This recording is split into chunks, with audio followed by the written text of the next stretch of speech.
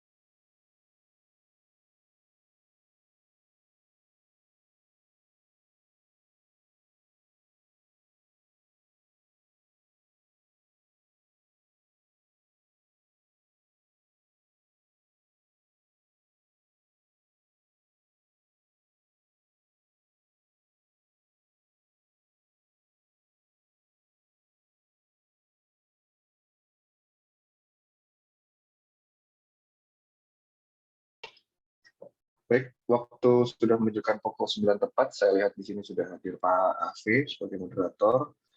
Untuk pematerinya ada Mas Sukri, Mbak Aulia, dan Mbak Anida. Tadi saya sempat lihat Pak Didi ya. Coba saya cek kembali. Mungkin dia sempat keluar dulu ya.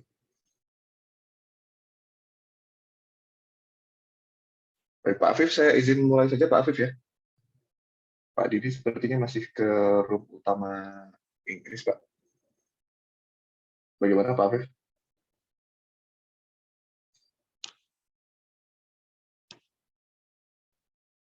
Halo, Pak Afif?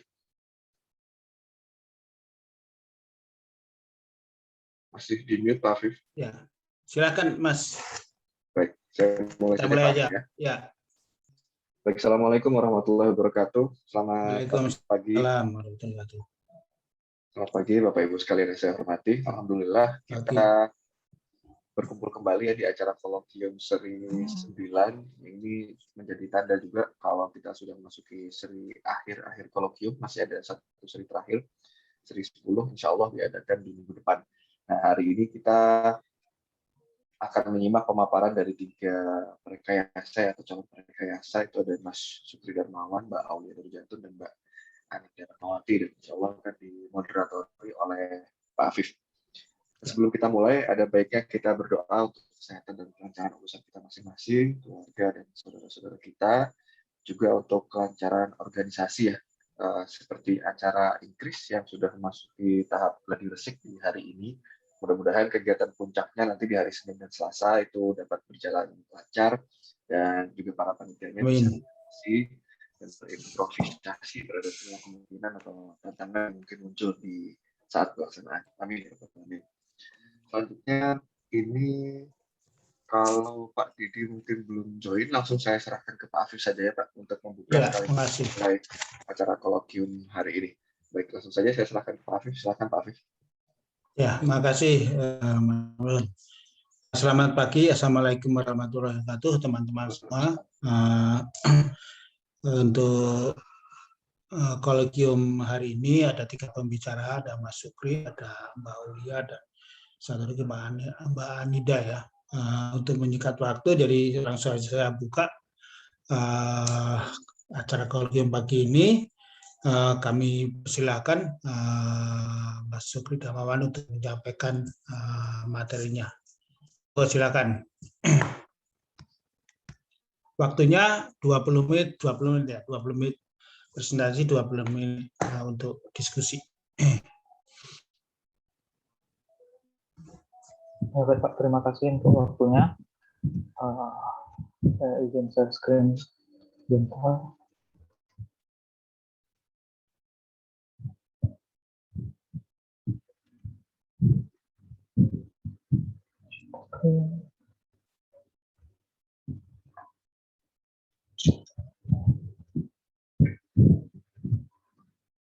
Ya,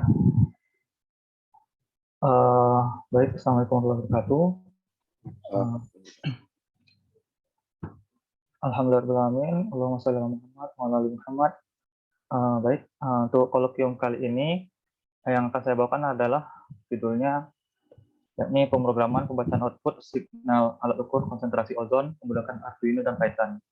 Nah, untuk kerjaan ini itu dilakukan oleh ada 3 orang ya. Jadi 2 orang utamanya. Jadi saya bagian perangkat lunaknya atau softwarenya. Satu lagi itu ada Mas Ami, Mustafa Amirullah, itu bagian perangkat kerasnya atau hardware-nya. Kemudian ada Pak Adet sebagai yang mengarahkan dan memberikan saran. Baik, untuk latar belakangnya, jadi PSTA mempunyai alat ukur konsentrasi ozon, yang mana posisinya itu dia ada di lantai 4 di ruang AQMS. Jadi dia ini alat ukurnya, ini display nilainya ada ppm. Kemudian untuk record datanya dia merecordnya di sini. Jadi memprint pada kertas, menggunakan ya secara screen ya, membuat grafik itu, print grafik. Nah, kekurangannya yang seperti ini, jadi dia perlu dicek secara berkala. Yang pertama untuk melihat tinta gitu, apakah dia masih ada atau sudah habis gitu. Kemudian kertasnya gitu, kertasnya apakah masih ada juga atau sudah habis gitu. Kemudian satu lagi yakni untuk menandakan tanggal dan waktunya pada kertasnya gitu. Karena pada kertas ini dia nggak ada tanggal dan waktunya gitu. Jadi dia mencetak grafiknya ya cuma garis grafiknya aja tanpa ada data yang lainnya. Jadi kita perlu menandakan tanggal dan waktunya gitu. Nah, jadi supaya kita bisa memanfaatkan datanya, jadi dengan lebih mudah ya. Jadi kita menggunakan membuat alat ukur untuk pembacaan sinyal outputnya gitu. Jadi sinyal outputnya itu misalnya seperti ini 0,012 ppm gitu. Sinyal outputnya terbaca 12,7 milivolt. Nah, jadi dia membaca nilai integer atau nilai angka di depan koma gitu, 12. Nah, ini yang akan kita coba membuat alat ukur pembacaan konsentrasi ozon ini. Nah, rencananya untuk rekamnya sendiri dia akan disimpan di dalam komputer atau laptop gitu. Kemudian ini tujuannya, yang pertama menyimpan data dalam bentuk digital. Nah, setelah kita dapat menyimpan data dalam bentuk digital tadi, kita bisa mempermudah untuk pengolahan data konsentrasi ozonnya. Kemudian yang ketiga, dapat mempermudah juga untuk analisa data konsentrasi ozonnya. Untuk alat atau komponen alat yang digunakan itu, yang pertama ada Arduino Uno R3, di mana dia spesifikasinya microcontrollernya ATmega 328P. Kemudian untuk tegangan operasinya itu 5 volt. untuk supply tegangan input Arduino sendiri itu rekomennya 7 sampai 12 volt. Kemudian untuk yang I/O voltage-nya atau keluaran input output sinyalnya tegangannya itu ada sebesar 6 sampai 20 volt. Kemudian untuk PWM digital I/O pins-nya itu ada 6. Jadi ini A0, A1 sampai A5. Kemudian untuk arus DC-nya per pin itu ada sekitar 20 mA. Nah, kenapa kita menggunakan Arduino Uno R3 ini? Yakni karena kita memanfaatkan komponen alat yang sudah tersedia di lab observasi dan juga alat ini memenuhi spesifikasi yang dibutuhkan. Kemudian alasan lainnya karena library dan tutorialnya sudah banyak dan bisa kita lihat atau dicari di internet. Kemudian ini komponen berikutnya yakni amplifier modul AD620. Kenapa perlu amplifier? Karena tadi di Arduino sendiri, di keluaran output sinyal dari alat konsentrasi ozonnya sendiri itu ukurannya milivolt. Nah, dan dia perlu setidaknya perbedaan setiap 1 milivolt gitu. Nah, sedangkan Arduino itu sendiri, dia sensitifnya untuk setiap 1 bit ADC, bagi yang mungkin tahu ya, ADC-nya itu sekitar 48 milivolt. Jadi 0 sampai 48 milivolt itu terhitung 1 bit. Sedangkan untuk alat ozone concentration-nya itu sendiri dia perlu sensitivitasnya 1 milivolt gitu. Nah, jadi makanya perlu amplifier. Nah, di mana dengan amplifier ini kita menguatkan sinyal yang mana range output dari ozone concentration tadi, alat ukurnya itu sekitar range-nya 0 sampai 100 milivolt. Nah, jadi kita mau menguatkan sinyalnya menjadi 0 sampai 5 volt tegangannya. Nah, untuk spesifikasinya sendiri, jadi untuk supply AD620-nya itu dari range 3 sampai 12 volt. Kemudian untuk penguatannya bisa dari 1,5 sampai 1000 kali penguatan. Kemudian di sini ada zero point adjustable untuk pengaturan tegangan offsetnya. Jadi untuk pengaturan zero point-nya itu ini tinggal kita putar. Kemudian untuk penguatannya yang ini. Kemudian untuk sinyal inputnya yang bisa dibacanya yakni sekitar dari 100 mikrovolt sampai 300 milivolt. Nah, kita hanya perlu 0 sampai 100 milivolt. Kemudian untuk sinyal output range-nya yakni V-in dari supply-nya kurang 2 volt. Nah, jadi kami menggunakan V-in-nya itu 9 volt. Jadi sinyal output-nya itu range-nya bisa sampai 0 sampai 7 volt. Kemudian untuk offset voltage-nya 50 mikrovolt. Offset voltage drift-nya karena suhu per Celsius-nya itu 0,6 mikrovolt. Kemudian stable time-nya atau bisa dibilang penggeseran nilai voltnya itu hanya sekitar, kita tidak perlu mengkalibrasinya terlalu sering gitu dalam waktu dekat. Kemudian untuk ukurannya hanya 3 kali 2 cm. Ini untuk wiring diagramnya. Jadi ini ada 620 tadi, ini Arduino-nya. Kita menggunakan DC 9 volt. Kenapa menggunakan 9 volt? Karena dengan DC 9 volt dia supply-nya lebih stabil untuk pembacaan dari Arduino dan dari penguatan dari AD620-nya sendiri gitu. Jadi menggunakan DC 9 volt. Kemudian ini nanti dari Arduino-nya kita sambung ke komputer dan laptop untuk menyimpan data yang terbaca oleh Arduino. Ini untuk inputan dari alat ukur konsentrasi ozonnya kita masukkan ke sini. Kemudian nanti dari output penguatannya ini kita masukkan ke pin A0 dari Arduino-nya itu sendiri. Ini untuk alat yang sudah kami solder. Jadi ini AD620-nya, kemudian kita tinggal pasang ke Arduino-nya gitu. Jadi sudah dibuat seperti ini. Ini Arduino-nya di bawah. Kemudian kami melakukan percobaan pembacaan sinyal output-nya menggunakan power supply dari lab elektronika. Jadi power supply-nya sebagai pengganti untuk sementara alat ukur dari konsentrasi konsentrasi ozon gitu. Jadi kami coba dari 0 mV sampai 100 mV. Ini alatnya, ini power supply, ini voltmeternya untuk membaca tegangan outputnya. Nah, jadi kami masuk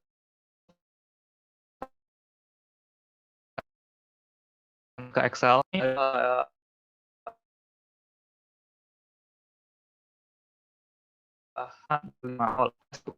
Jadi power supply itu dia masih ada offsetnya gitu. Jadi 1,5 volt. Keluarannya jadinya outputnya setelah di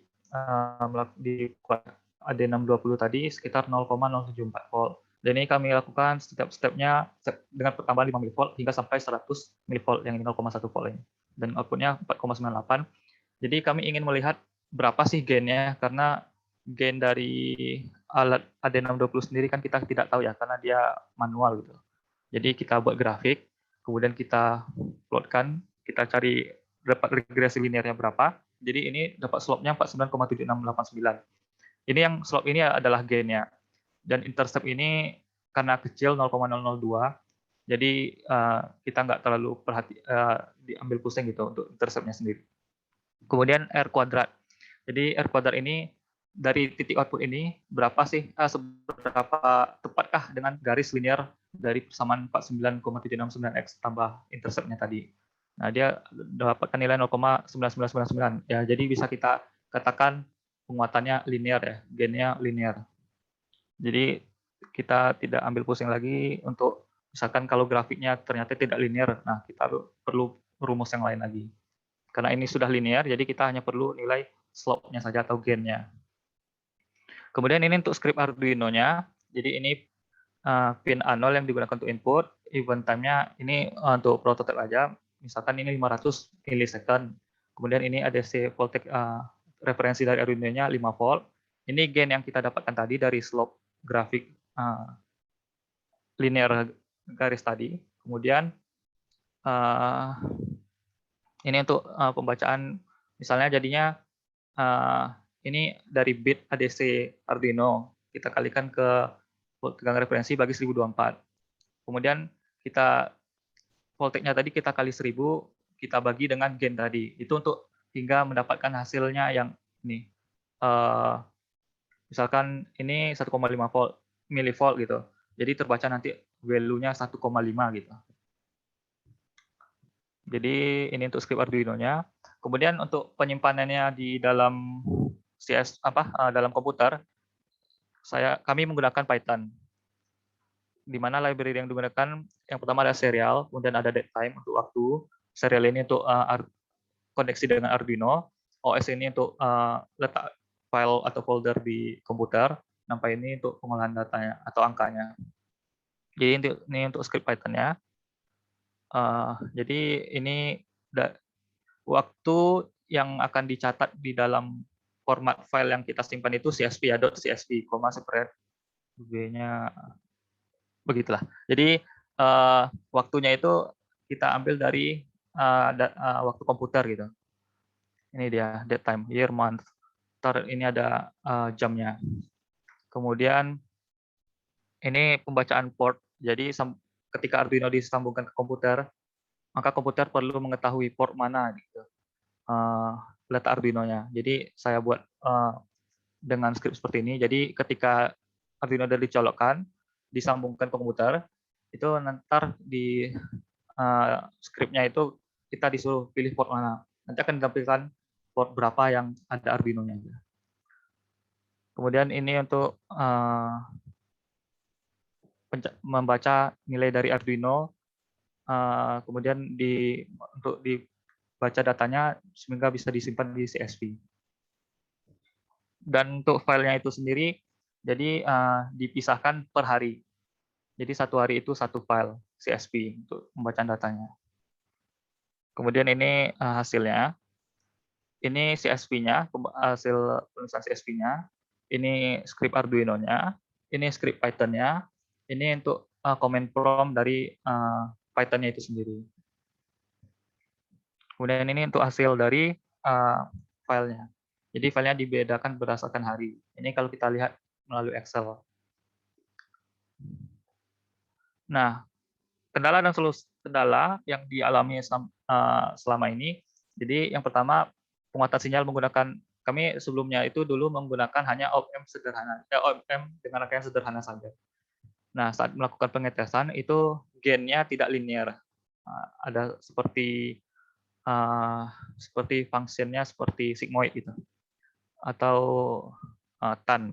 Jadi tidak linear, maka solusinya itu supaya tidak pusing untuk memilih rangkaian op-amp-nya dan perlu melakukan pengecekan dan kalibrasi lebih lanjut gitu kan. Jadi kami menggunakan modul AD620, yang mana ini sudah modulnya sudah pabrikan dan juga standarnya sudah memenuhi dan sensitivitasnya juga tinggi gitu. Dan gain-nya bisa di-adjust. Kemudian kendala yang kedua, ini suplai tegangan sebelumnya itu hanya menggunakan dari laptop.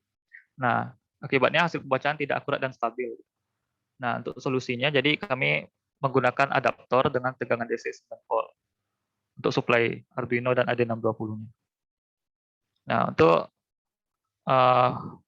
rencana berikutnya, yakni pengetesan alat pembacaannya dengan sinyal output itu kita ambil langsung dari alat ukur konsentrasi ozon. Dan untuk yang keduanya, ini membuat program untuk menampilkan grafik dari data CSV-nya yang sudah disimpan tadi. Ini untuk dokumentasinya.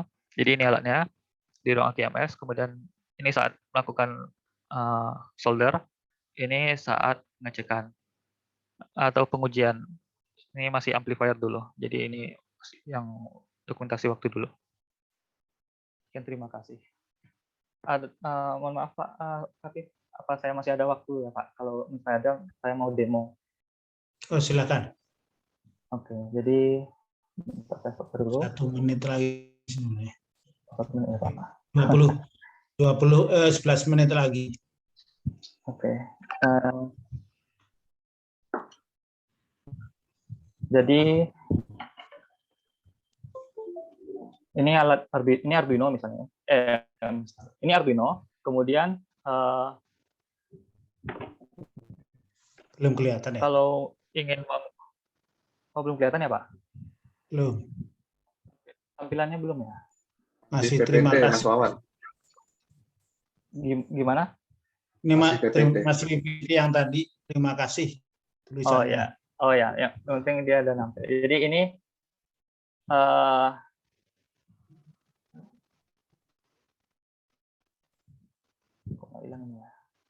jadi ini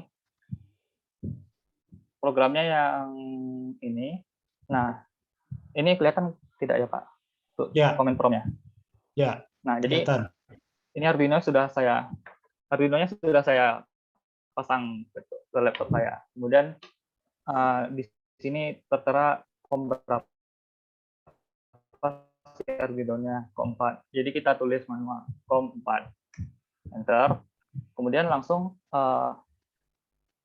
programnya jalan membaca data dari Arduino gitu. Nah, dia akan menyimpan file di CSV.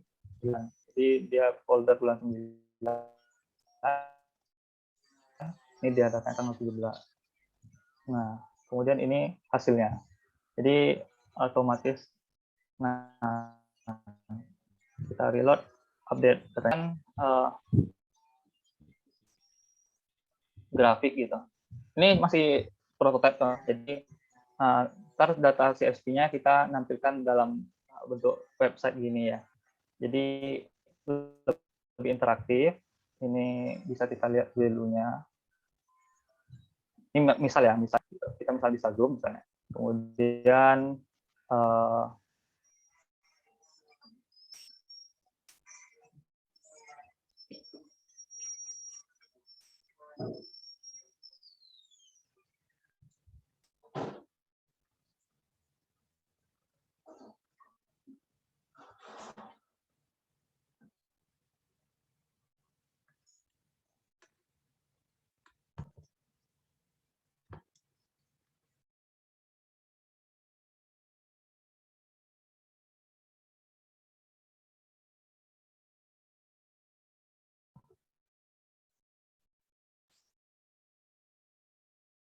Kok hilang suaranya?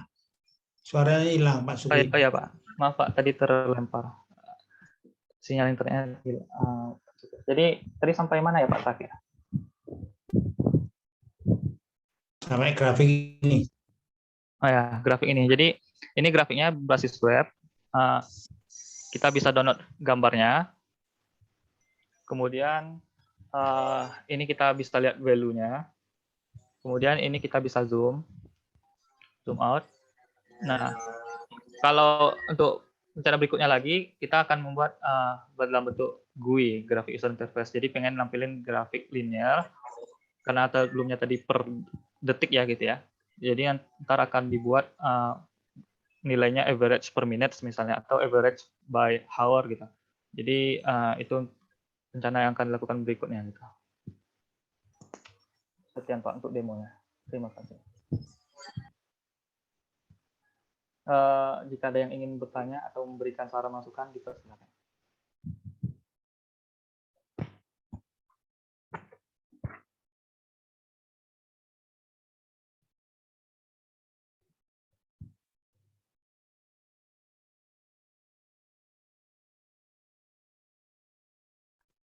Monggo silakan.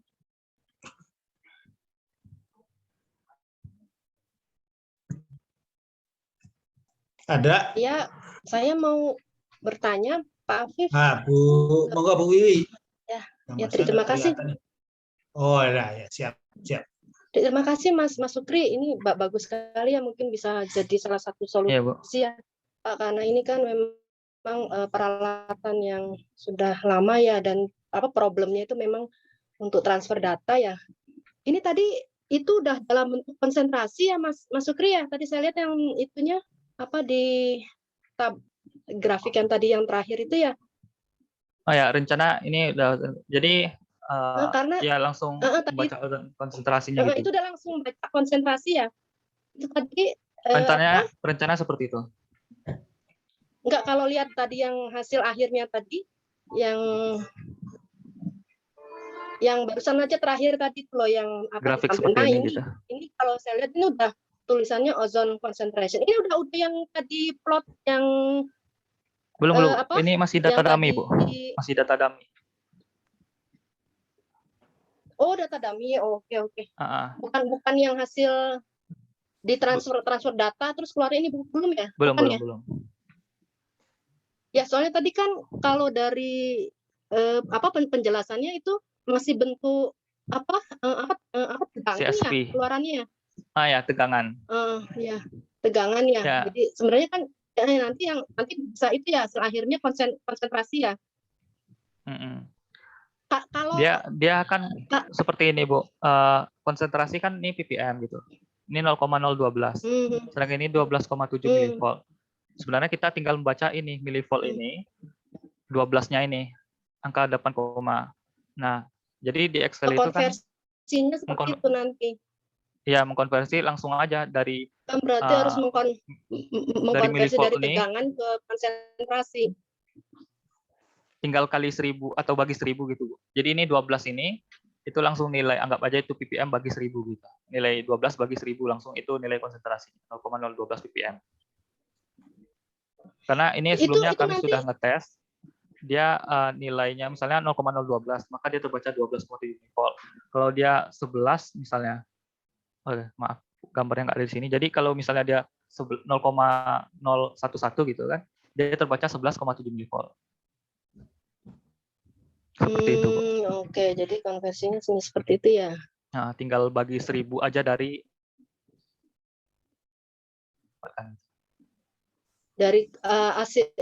tegangan itu ya. Dari tegangan terbaca itu ya. Tinggal dibagi 1000 aja untuk konversi ke konsen. Iya, Bu. Oke. Ya, terima kasih, itu aja Mas. Oke, tapi itu pernah nggak di cross check dengan yang itu hasil print out nggak? Kalau cross checknya belum melihat grafik ini, Bu. Masih ya melihat dengan dari gitu ini. Ya? Itu ya? Bukan. Dia belum juga dari grafik ini. Kalau print itu? Belum melihat dari print out-nya, cuma melihat dari ini aja. Data yang ditampilkan di sini. Kan itu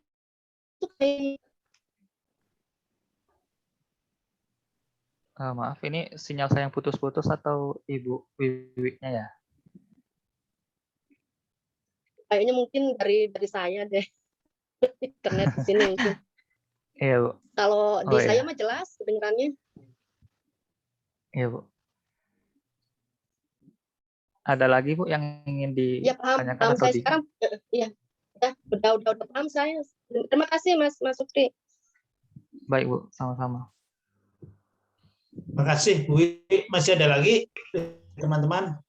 Boleh langsung nyambung Pak Afif ke Ya, yang tadi Bu Wiwi ya. Jadi artinya Mas Wawan Ya, Pak. yang bagian pembacaan tegangan ini sudah selesai ya. Berarti sekarang untuk selanjutnya apa istilahnya? Mencatat ya keluaran yang tadi ditampilkan oleh alat gitu ya. Mencatat setiap. Nah, ya itu sudah dilakukan belum? Maksudnya saya pengen lihat ya nilai seperti ini gitu, nilai perbandingan seperti ini gitu ya. Jadi antara tegangan dengan apa tadi nilai konsentrasi yang ditampilkan oleh alat gitu. Itu sudah dicoba belum seperti itu? Sudah, Pak. Jadi tapi kemarin itu masih ada perbedaan sekitar ya 1 lah gitu ya, perbedaan. Misalnya dia terbaca 30, tapi tercatat kadang 29, kadang 30, kadang 31 untuk per detiknya. Jadi masih mencoba membuat dia supaya tepat 30 gitu. Oh gitu. Ya maksudnya belum ada grafiknya yang bisa ditampilkan ya. Maksudnya biar bisa kita lihat sama-sama gitu ya. Seperti apa sih sebenarnya selinier apa. Kalau seandainya selisihnya ya pasti mungkin tidak akan persis seperti ini gitu ya. 1 R kuadratnya bisa sampai 1 mungkin ya mungkin di rentang 0,9 mungkin masih bisa diterima gitu ya. Kalau untuk pemrograman dengan ini seharusnya dia linear aja sih Pak. Maksudnya apa? Maksudnya dengan nilai konsentrasi ozonnya dengan nilai alat. Oh gitu. Ya, belum coba ke alat konsentrasi ozonnya. Ya, oke. Iya. Masih ya? Ya cukup Pak, udah Pak. Konfirmasi. Izin dari Pak teman-teman lain. Halo, izin Pak Bu Dina, terima kasih. Ini Bu Dina yang punya alat nih atau khusus nih. Ini mohon maaf, saya tadi agak terlambat karena ada gangguan internetnya. Sebetulnya itu programnya itu udah dikerjakan ya dulu tuh otomatisasi dari data logger itu ya, dari alat ke data logger. Tapi kesulitan teman-teman itu kan kita dulu bikinnya tuh pakai apa sih istilahnya tuh basic ya, quick basic atau apa gitu. Terus komputernya sekarang kan udah jadul, jadi teman-teman tuh nggak bisa nge-upgrade programnya gitu. Betulnya kita dulu udah bisa sampai menampilkan grafik gitu. Mungkin Mas Adet tuh udah pengalaman gitu di data logging sama grafiknya gitu. Nah itu saya hanya ingin tahu mungkin beda di pemrogramannya atau di mana ya Mas Sukri ya. Kalau misalnya perlu nanti mungkin di Mas Adet ada nggak? Mas Adet masih ada nggak ya programnya ya? Mungkin nanti bisa dibandingkan gitu. Mungkin ini ke istilahnya kelebihannya apa gitu. Tapi kalau lihat tadi hasilnya milivoltnya dengan konsentrasinya itu kayaknya udah betul ya kalau menurut saya. Cuman mungkin nanti ditambahkan untuk tampilan grafiknya sama istilahnya tuh validasi atau ngecek gitu konsentrasinya sekian terus di milivolt yang di data loggernya sekian gitu, itu udah betul atau tidak gitu. Mungkin itu tambahan dari saya. Terima kasih Mas Sukri. Alhamdulillah udah ada kemajuan. Makasih Pak Afif. Ya, itu juga next plan dari saya. Iya Bu, jadi itu akan masuk di next plan. Jadi ini pengetesan alat pembacaannya langsung menggunakan alat konsentrasi ozon. Halo, ya gimana? Itu akan jadi rencana berikutnya Bu. Oh gitu. Ini. Oke. Nah, pengetesan alat pembacaannya dengan alat konsentrasi ozon itu. Jadi intinya sekarang bisa dipakai di istilahnya ditampilkan di komputer yang sekarang gitu ya. Kalau dulu kan teman-teman agak susah itu kan harus kita kan dulu pakai flash disk, floppy ya, floppy itu kalau enggak, kalau sekarang udah langsung disambungin itu dari internet kabel atau apa gitu, langsung ke loggernya, nggak usah pakai di copy itunya lagi ya, langsung bisa di displayin gitu ya Mas Supri. Atau saya salah? Iya. Jadi datanya itu disimpan dalam komputernya dulu, Bu. Komputer di ruang QMS. Nah, terkait apakah datanya bakal bisa diakses di komputer lain gitu melalui internet, itu bukan kapasitas saya, itu lebih mungkin bisa Pak Farid atau Pak Edi. Seharusnya bisa yang seperti itu. Jadi nggak perlu datanya kayak dulu kan, mungkin dulu kapasitas komputernya kan kecil ya, jadi kita udah full terus dipindah gitu ke ke floppy, yang di situ dikosongin. Itu sekarang nggak ada masalah ya gitu ya? Nggak ada masalah. Komputer sekarang ya ukurannya sudah besar, CSP-nya juga kecil ukuran filenya. Oke, ya, makasih. Ya Bu, sama-sama. Masih ada lagi? Kita masih punya waktu 7 menit. Saya Pak Bib. Ya, Pak. Mas Sukri, konfirmasi nih Pak. Ini ya, Pak.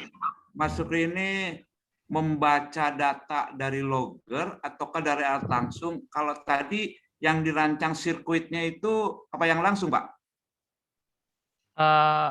Ini langsung. Bukan kita mengukur ozonnya gitu ya Pak. Kita membaca dari alat ukur ozonnya. Jadi sinyal outputnya ini yang kita baca gitu. Sinyal output dari alat ozon concentration ini, itu yang kita ukur tegangan milivoltnya atau sinyalnya. Jadi dengan menggunakan media hasil rancangan itu ya Pak? Rencananya mengkonversi nilai konsentrasi ozon itu. Iya, kita ingin ya, karena ini juga kita coba kan, misalnya ini konsentrasinya ini 0,012 milivoltnya berapa sih? Nah, setelah kemarin dulu itu kami sudah cek, jadi pokoknya yang penting angka di depan koma itu sama terus gitu dengan yang tertera pada alat ini. Dan dia juga sebenarnya alat ini update-nya setiap 8 detik kalau nggak salah. Jadi setiap 8 detik ini baru berubah angkanya gitu.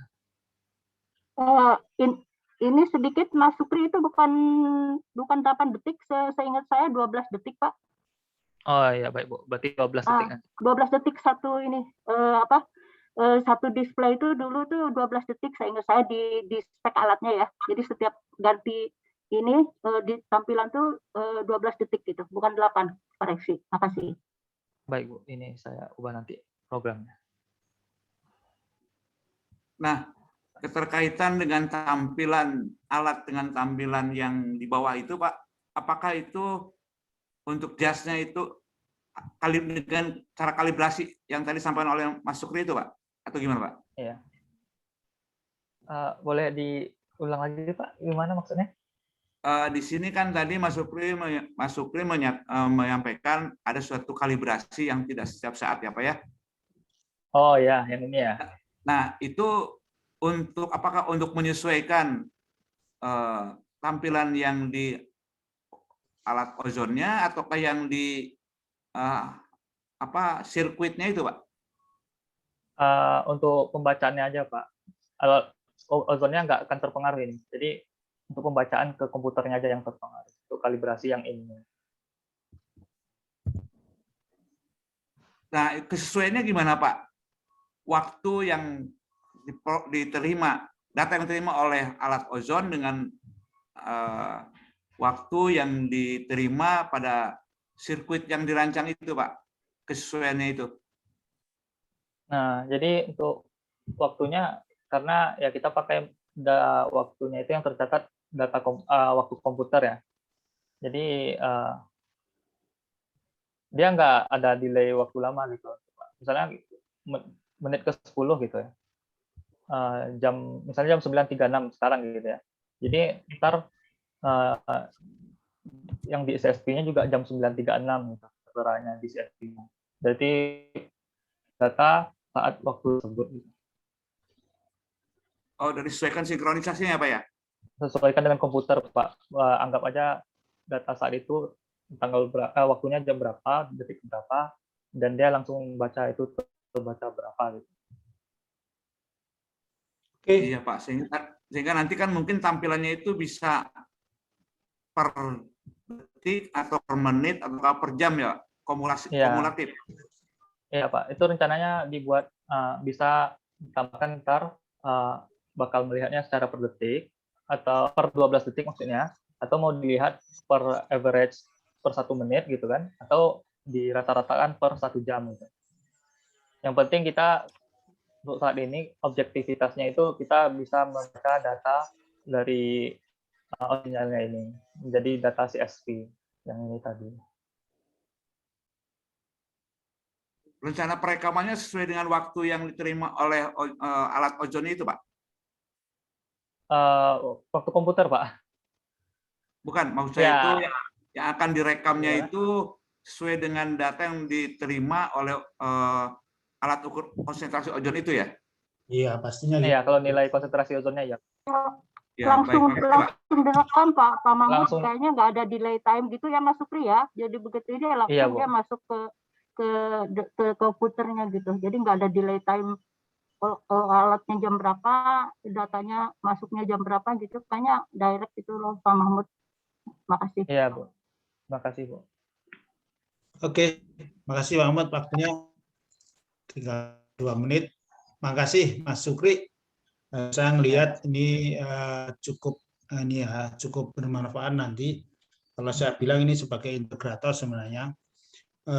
Mas Sukri, kalau satu PBB-nya berapa milivolt itu? Belum sampai sana ya? Satu apa Pak? Satu PBB yang ditunjukkan nanti kan di dasi ozon itu kan, nah ini yang itu kan 0,012 ya? Iya Pak. 0,12 ppm ya. Nah iya. Atau satu PBB misalnya, atau kalau satu PBB udah di ini belum konversi itu belum ya? Baru ininya, baru milivoltnya aja ya? Ya, pengecekannya dari itu aja sih Pak. Multimeter itu. Ini dari output print out ini ya, karena itu kan nanti kan ada kecepatan transfer datanya juga mempengaruhi juga itu satu PBB-nya berapa itu yang harus kita cek, karena belum ada pembandingan. Tadi kan linear tuh gambarnya masih linear karena baru ngecek ininya aja ya, karena kan data ozon ini kan tidak linear nanti sebenarnya. Perubahannya kira-kira nanti itu. Tapi ini sangat bermanfaat kalau ada bisa cepat, bisa multifungsi alat ini. Kalau ada yang alat yang sekarang banyak kan udah digital sih, nggak manual lagi ya, nggak kayak cat ini ya. Ini ya, fungsinya Pak. Banyak sekali sebenarnya sih. Itu aja sih Pak Darmawan. Oke, karena waktu sudah. Nanti diskusi juga, saya ingin melihat juga, menarik sebenarnya buat teman-teman itu, karena ini dasar-dasar yang digunakan untuk peralatan mengintegrasikan data, karena nanti banyak alat-alat yang butuh alat ini mempercepat penyimpanan data berdasarkan output milivolt, keluaran output alatnya ya, berapa milivolt, berapa ininya, nanti ada konversinya sebenarnya. Mas Sukri udah lihat manualnya ya, manual dasinya? Ngeliat sekilas Pak. Enggak, itu harus dibaca. Di situ kalau nggak salah ada satu PBB itu berapa milivoltnya itu ada. Jadi kalau menjadi dasar itu lebih cepat lagi nanti mengkonversinya. Kira-kira gitu. Maaf, Mas Sukri, itu ada di ininya loh, di manual alatnya. Mungkin nanti saya coba ini cross check ke Mas Adet, itu ada satu PBB berapa milivolt gitu, itu di spek alatnya ada. Jadi itu nanti tolong lebih cepat aja. Itu Mas Sukri lebih cepat, tidak meraba-raba output di integratornya itu. Jadi iya, Pak. Jadi jangan nanti malah salah gitu kalau satu milivert berapa ppbt atau di situ malah di ppm gitu kan, itu kan nanti hasilnya akan beda gitu. Jadi mungkin di spek alatnya mungkin nanti saya coba cross check ke Mas Adet ya. Makasih Pak Supri. Terima kasih. Kalau ppm-nya kan gede nanti dibagi sedikit ya. Itu jadi langsung aja supaya tidak meraba. Tadi kan Mas Supri bilang nggak tahu outputnya berapa milivolt ya satu ini. Nanti di manualnya ada. Nanti bisa lebih cepat sih. Nah, jadi alat itu sangat bermanfaat untuk semua ya, untuk semua peralatan nanti output data-data. Jadi kalau ada alat yang rusak integrator outputnya bisa pakai yang gini. Kalau bisa menjadi multifungsi sih bagus nih ya nanti. Itu aja sih. Oke, karena waktu, makasih Mas Supri Darmawan atas penjelasan sangat menarik ya. Sangat menarik. Kita lanjutin pembicara kedua, Mbak Aulia ya. Monggo Mbak Aulia. Baik Bapak, terima kasih banyak atas waktunya. Mohon maaf. Oke. Saya izin sharing sebentar ya.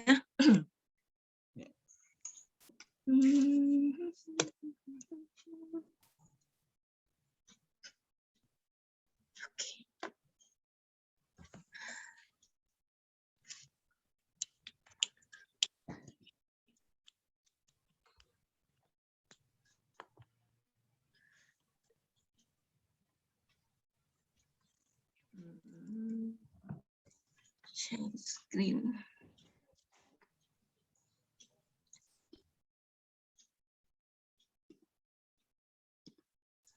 Oke, apakah sudah tampak? Belum. Udah. Sekarang udah. Terima kasih banyak.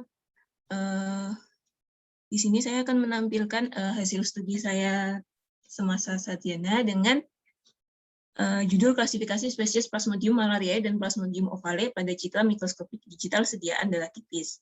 Nah, latar belakangnya, oke, malaria adalah salah satu penyebab kematian tertinggi di dunia yang merupakan penyakit menular melalui vektor nyamuk Anopheles betina.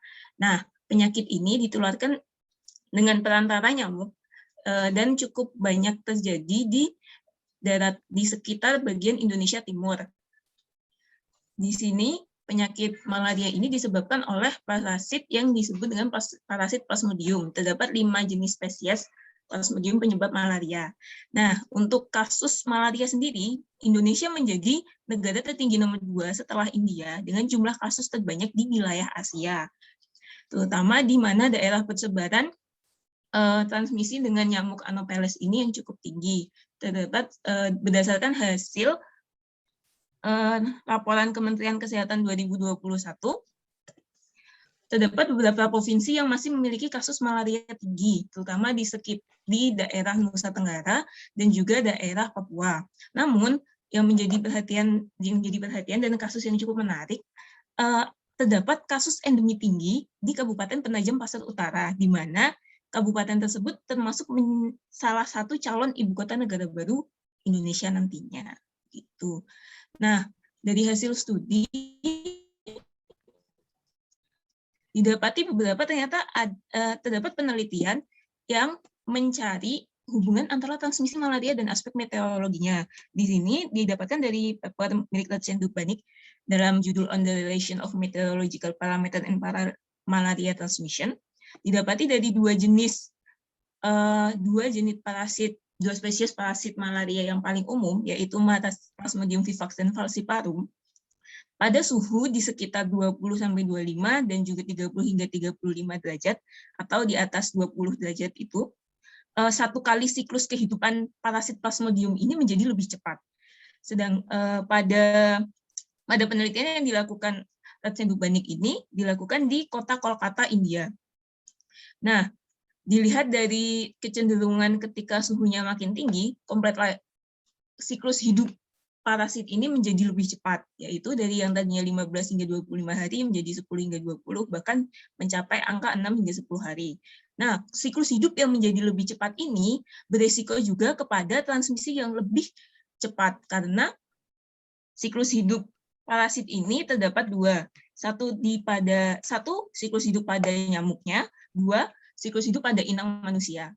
Nah, ketika pada inang manusia dan pada inang nyamuk ini makin cepat, duplikasi jumlah parasitnya juga akan semakin banyak, sehingga transmisi ke manusianya kemungkinan juga bisa naik dan meningkatkan potensi infeksi penyakit tersebut.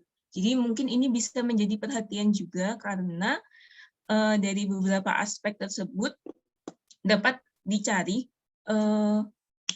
hubungan atau dapat dijadikan salah satu topik penelitian atau dapat diperhatikan mengenai transmisi dan kemungkinan mitigasi penyebaran penyakit malaria ini sendiri, terutama di daerah-daerah yang belum bebas malaria.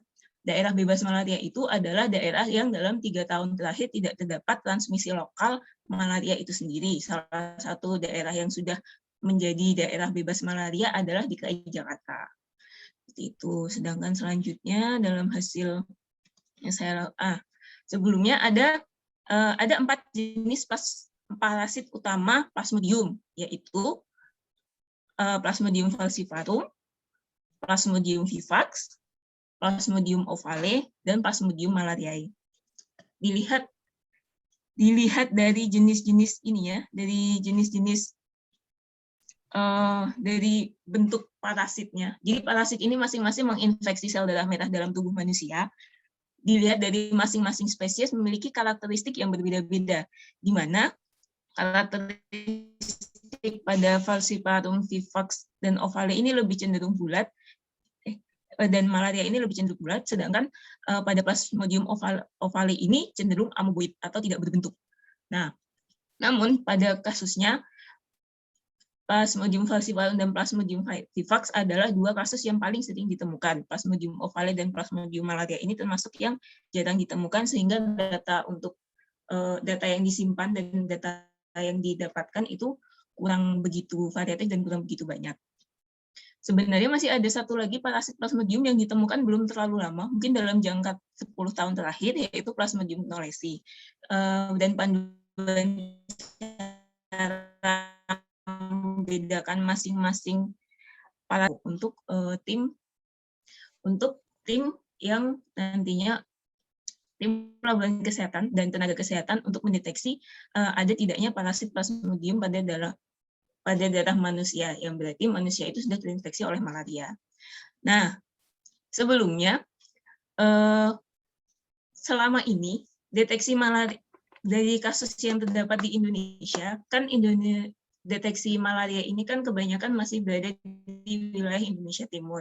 Sedangkan dari WHO itu sendiri menerapkan gold standar untuk pengetesan apakah manusia ini terinfeksi oleh penyakit malaria atau bukan. Itu digunakan dengan sediaan darah tipis dari darah pasien tersebut. Biasanya ketika seorang pasien itu menderita demam tinggi selama 3 hari atau lebih, ada 3 jenis penyakit yang dicurigai, yaitu demam berdarah, malaria, serta tipes. Nah, dalam prosedurnya, pasien yang mengalami demam tinggi selama berhari-hari ini akan diambil darahnya dan dilakukan pengetesan untuk apakah dia terinfeksi demam berdarah atau malaria. Ketika kedua hasil ini menyatakan hasil negatif, maka si pasien akan didiagnosis dengan penyakit tipes. Nah, dua deteksi dari penyakit malaria dan demam berdarah ini masih dilakukan manual oleh manusia, sehingga terdapat resiko kesalahan diagnosis akibat faktor manusia, misal karena faktor kelelahan atau kurang konsentrasi. Di sini diusulkan bagaimana jika kita membuat sebuah sistem yang membantu pendeteksian parasit dalam darah ini dari sediaan darah tipis yang biasanya sudah dilakukan menggunakan komputer atau bantuan klasifikasi tersebut, sehingga bisa mengurangi resiko salah diagnosis dari pasien tersebut. Karena ketika terjadi salah diagnosa, maka maka pengobatan yang diberikan juga tidak maksimal dan beresiko pada kehilangan nyawa juga dari pasien tersebut, dari kasus yang sudah ada. Nah, dari proses pengecekan, dari proses klasifikasi untuk dua jenis spesies Plasmodium malariae dan Plasmodium ovale ini, ada beberapa tahapan yang dilakukan, yaitu dari sudah mendapatkan akuisisi data citra RGB yang dari segi tipis, kita olah menjadi sebuah data digital berupa citra dalam kanal red, green, dan blue. Dilakukan tahap pra-pengolahan, di mana dari 3 kanal tersebut diambil komponen green, dilakukan perbaikan kontras, dan juga histogram ekualisasi. Nah, selanjutnya, selesai dari tahap pra-pengolahan, dilakukan segmentasi citra menggunakan metode watershed, kemudian diberikan operasi morfologi untuk mendapatkan bentuk parasit yang diinginkan, serta perkalian citra hasil segmentasi dengan citra asli. Selanjutnya, setelah didapatkan hasil segmentasi citra, dilakukan ekstraksi fitur. Dari sini kita bisa mendapatkan 2 jenis fitur, yaitu fitur bentuk dan fitur tekstur.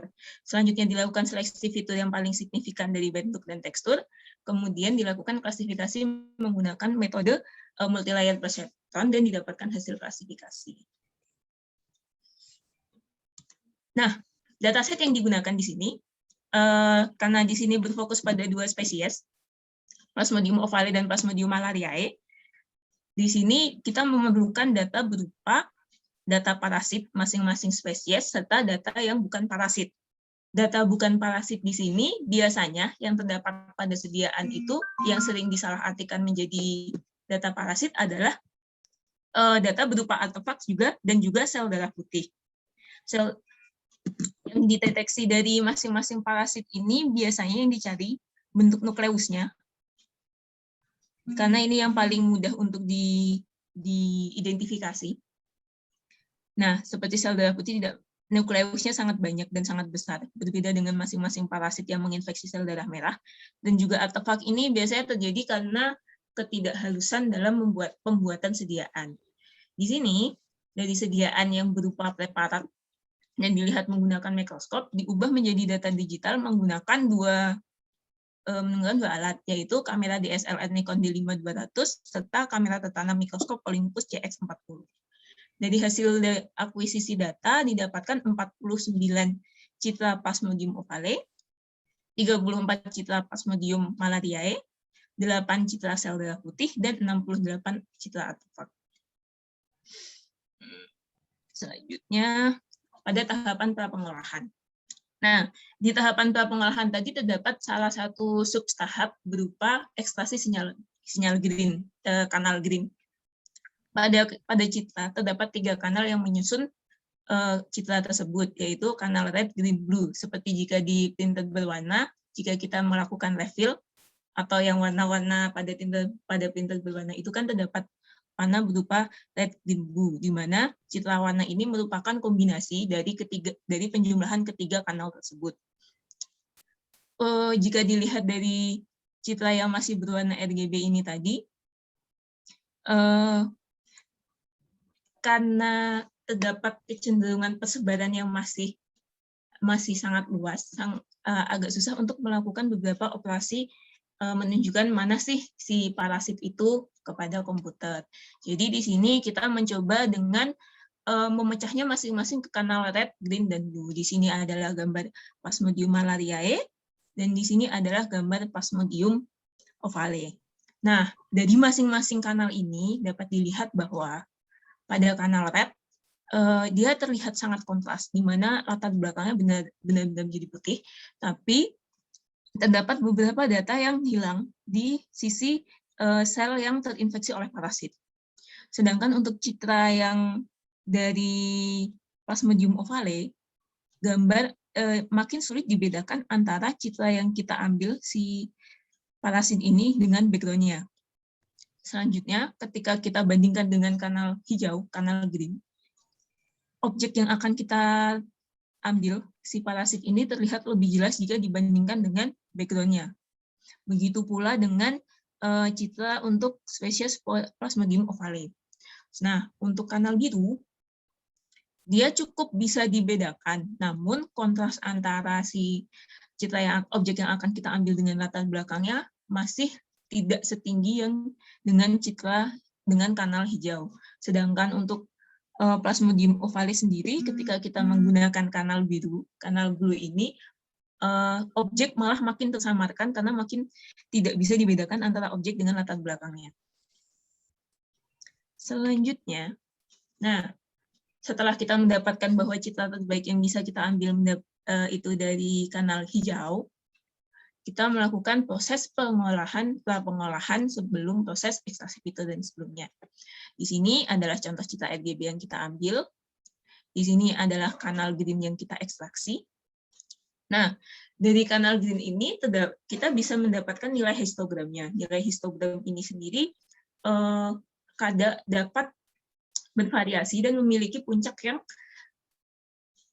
dan memiliki distribusi yang sangat berbeda, sehingga untuk distribusi yang lebih merata kita potong batas atasnya, sehingga ketika dibandingkan antara yang sudah dipotong batas histogramnya dengan yang belum, kontrasnya makin terlihat sehingga objek dengan latar belakangnya makin bisa dibedakan. Selanjutnya diterapkan pengolahan kontras limited adaptive histogram equalization. Dari histogram yang tadi sudah dipotong, dia diberikan operasi ekualisasi histogram agar lebih merata distribusinya. Dan di sini nampak bahwa si objek yang akan diambil dan nukleusnya tampak makin lebih menonjol dibandingkan latar belakangnya. Begitu pula dengan citra Plasmodium ovale yang tadinya cukup susah untuk dibedakan dengan latar belakangnya. Nah, setelah selesai melakukan tahapan pengolahan, di sini kita masuk ke tahapan segmentasi. Segmentasi ini bagian di mana kita akan mengambil objek yang akan kita deteksi, yaitu si parasit itu sendiri atau sel darah merah yang sudah terinfeksi oleh parasit. Nah, di sini dari citra yang sudah diperbaiki kontrasnya dan melalui tahap pengolahan dilakukan operasi thresholding sehingga didapatkan citra berupa citra biner. Citra biner ini dengan nilai 1 dan 0. Di sini tampak bahwa setelah pengolahan, operasi thresholding ini dapat memisahkan di mana objek yang akan diambil dan mana yang latar belakangnya. Di citra yang Plasmodium ovale, meskipun belum sebersih citra Plasmodium malariae, tapi sudah cukup bagus untuk membedakan sisi objek dengan sisi latar belakang. Nah, untuk membalikan nilai dan agar dapat dioperasikan, dilakukan operasi komplement agar citra objek bernilai 1 dan citra latar belakang bernilai 0. Setelah itu, kita akan mencari region si objek itu berada. Metode yang digunakan ialah watershed, di mana dia mulai dari titik terendah dan akan melebar seperti seperti air yang dimasukkan pada cekungan. Jika dia ditambah, dan ketika nilai itu ditambah dan nilai citra itu dengan samping-sampingnya adalah sama, berarti itu adalah batasannya. Dari hasil batasannya itu dapat ditemukan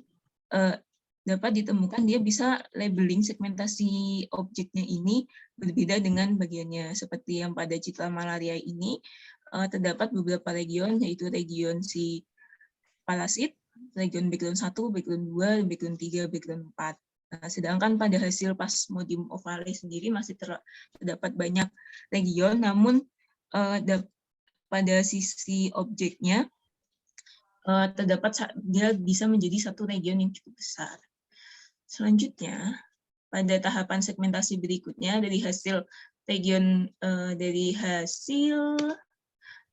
label region watershed itu tadi dilakukan segmentasi yang diambil satu region yang paling besar di mana itu adalah objek yang akan kita cari. Di sini didapatkan citra berupa A untuk parasit malariae dan D untuk parasit ovale. Nah, bentuk ini belum benar-benar mewakili bentuk parasit yang aslinya, sehingga ketika nantinya akan dimasking akan ada beberapa data yang hilang, seperti di bagian-bagian yang masih berlubang ini. nanti data-data berupa nukleus dan seperti itu bisa loss atau tidak kita dapatkan, sehingga diterapkan operasi morfologi untuk mendapatkan bentuk yang lebih mendekati pada citra aslinya. Ketika sudah didapatkan bentuk yang diinginkan agar dia menjadi satu objek yang mengerucut, ini adalah objek yang kita cari, kemudian dikalikan dengan citra kanal green-nya tadi dengan metode masking. Setelah didapatkan hasil segmentasi dan juga masking dengan citra berwarnanya, kita bisa melakukan ekstraksi fitur. Nah, dari yang segmentasi yang belum dikalikan dengan kanal green-nya, kita bisa mengekstraksi fitur citra biner. Nah, fitur citra biner ini kita bisa mendapatkan fitur berupa bentuk. Di sini kita bisa melihat luas, keliling, kebulatan, kerampingan, dan kekompakan. Salah satu ekstraksi fitur ini juga memperhatikan dari guidance yang diberikan oleh WHO dalam menentukan dan klasifikasi masing-masing plasmodium itu sendiri, seperti plasmodium malaria yang berbentuk cenderung bulat dan plasmodium ovale yang cenderung berbentuk amoeboid. Nah, area itu sendiri jumlah piksel dalam satu area, karena ini sudah dipisahkan, di mana si objek bernilai 1 dan latar belakang bernilai 0. Kemudian keliling ini adalah panjang tepi dari citra yang didapatkan. Kebulatan itu perbandingan luas lingkaran objek dengan kuadrat kelilingnya.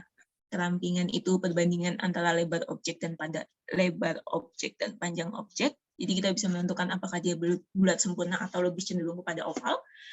Nah, dan juga kekompakan dengan perbandingan antara kuadrat keliling objek dengan lingkaran dari area objek. Di sini didapatkan beberapa nilai hasil ekstraksi fitur pada dataset yang sebelumnya sudah disampaikan.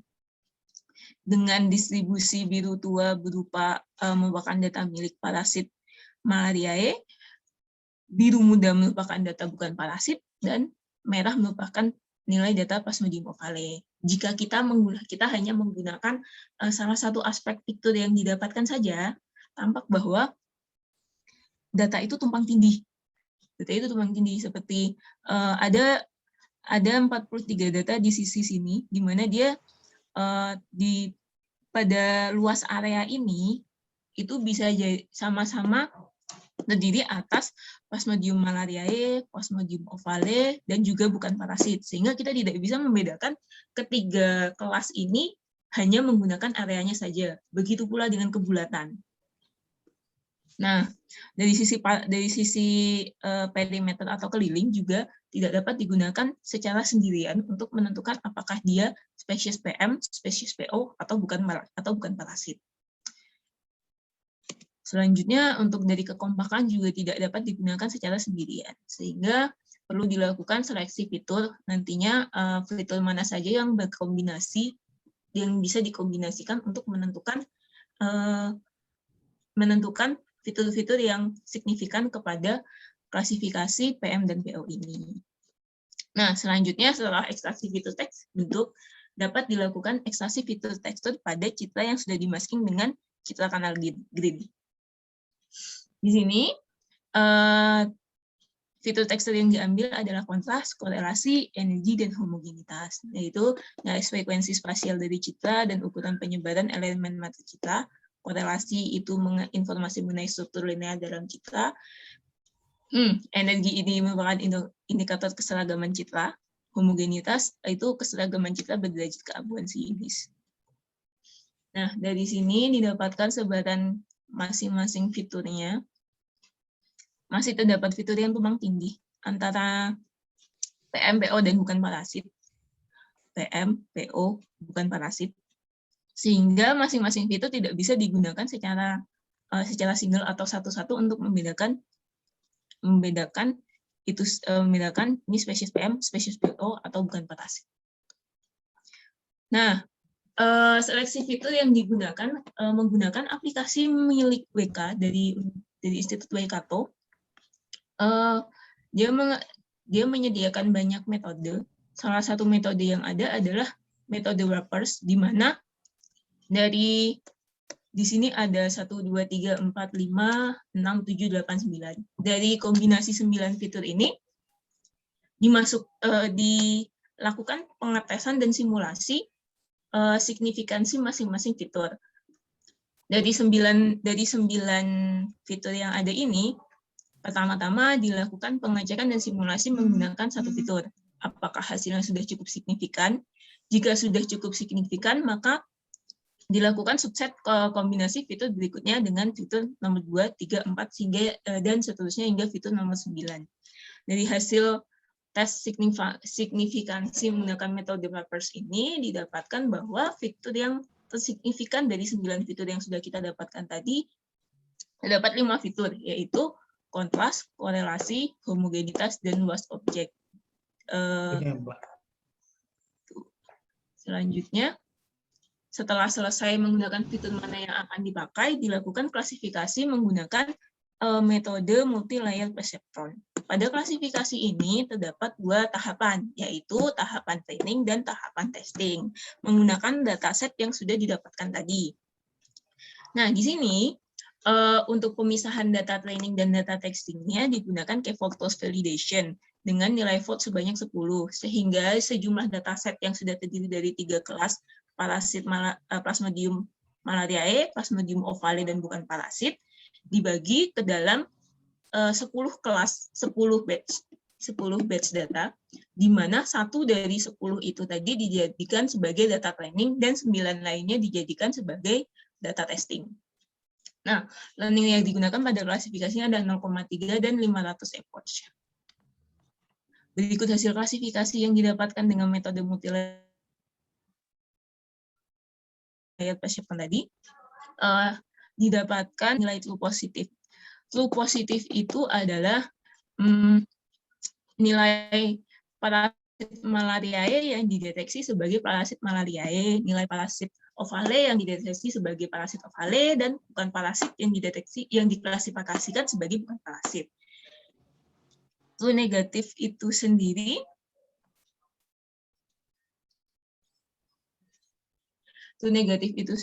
adalah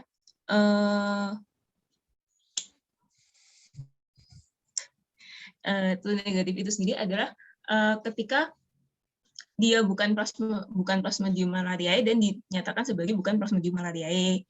Dia bukan Plasmodium PO, dia bukan Plasmodium ovale, dideteksi sebagai bukan Plasmodium ovale, dan dia itu bukan parasit, dan dia itu parasit yang dideteksi, yang pada pengetesan klasifikasi bukan parasit dideteksi sebagai parasit.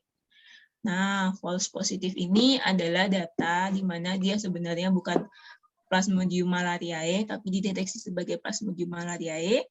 Di data yang sebenarnya bukan Plasmodium ovale dideteksi sebagai Plasmodium ovale.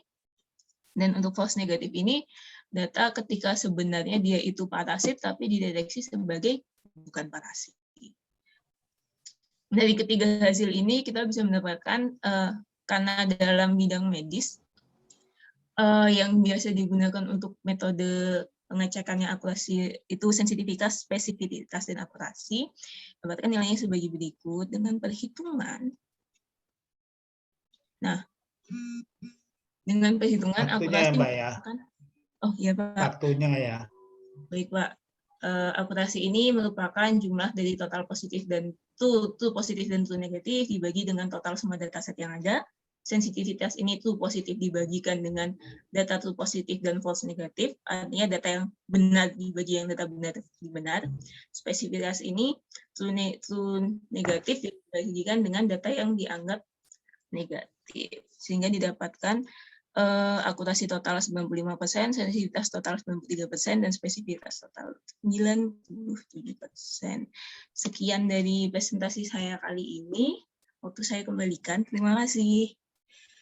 Terima kasih. Udah lebih 11 menit. Izin nanya Pak Afif.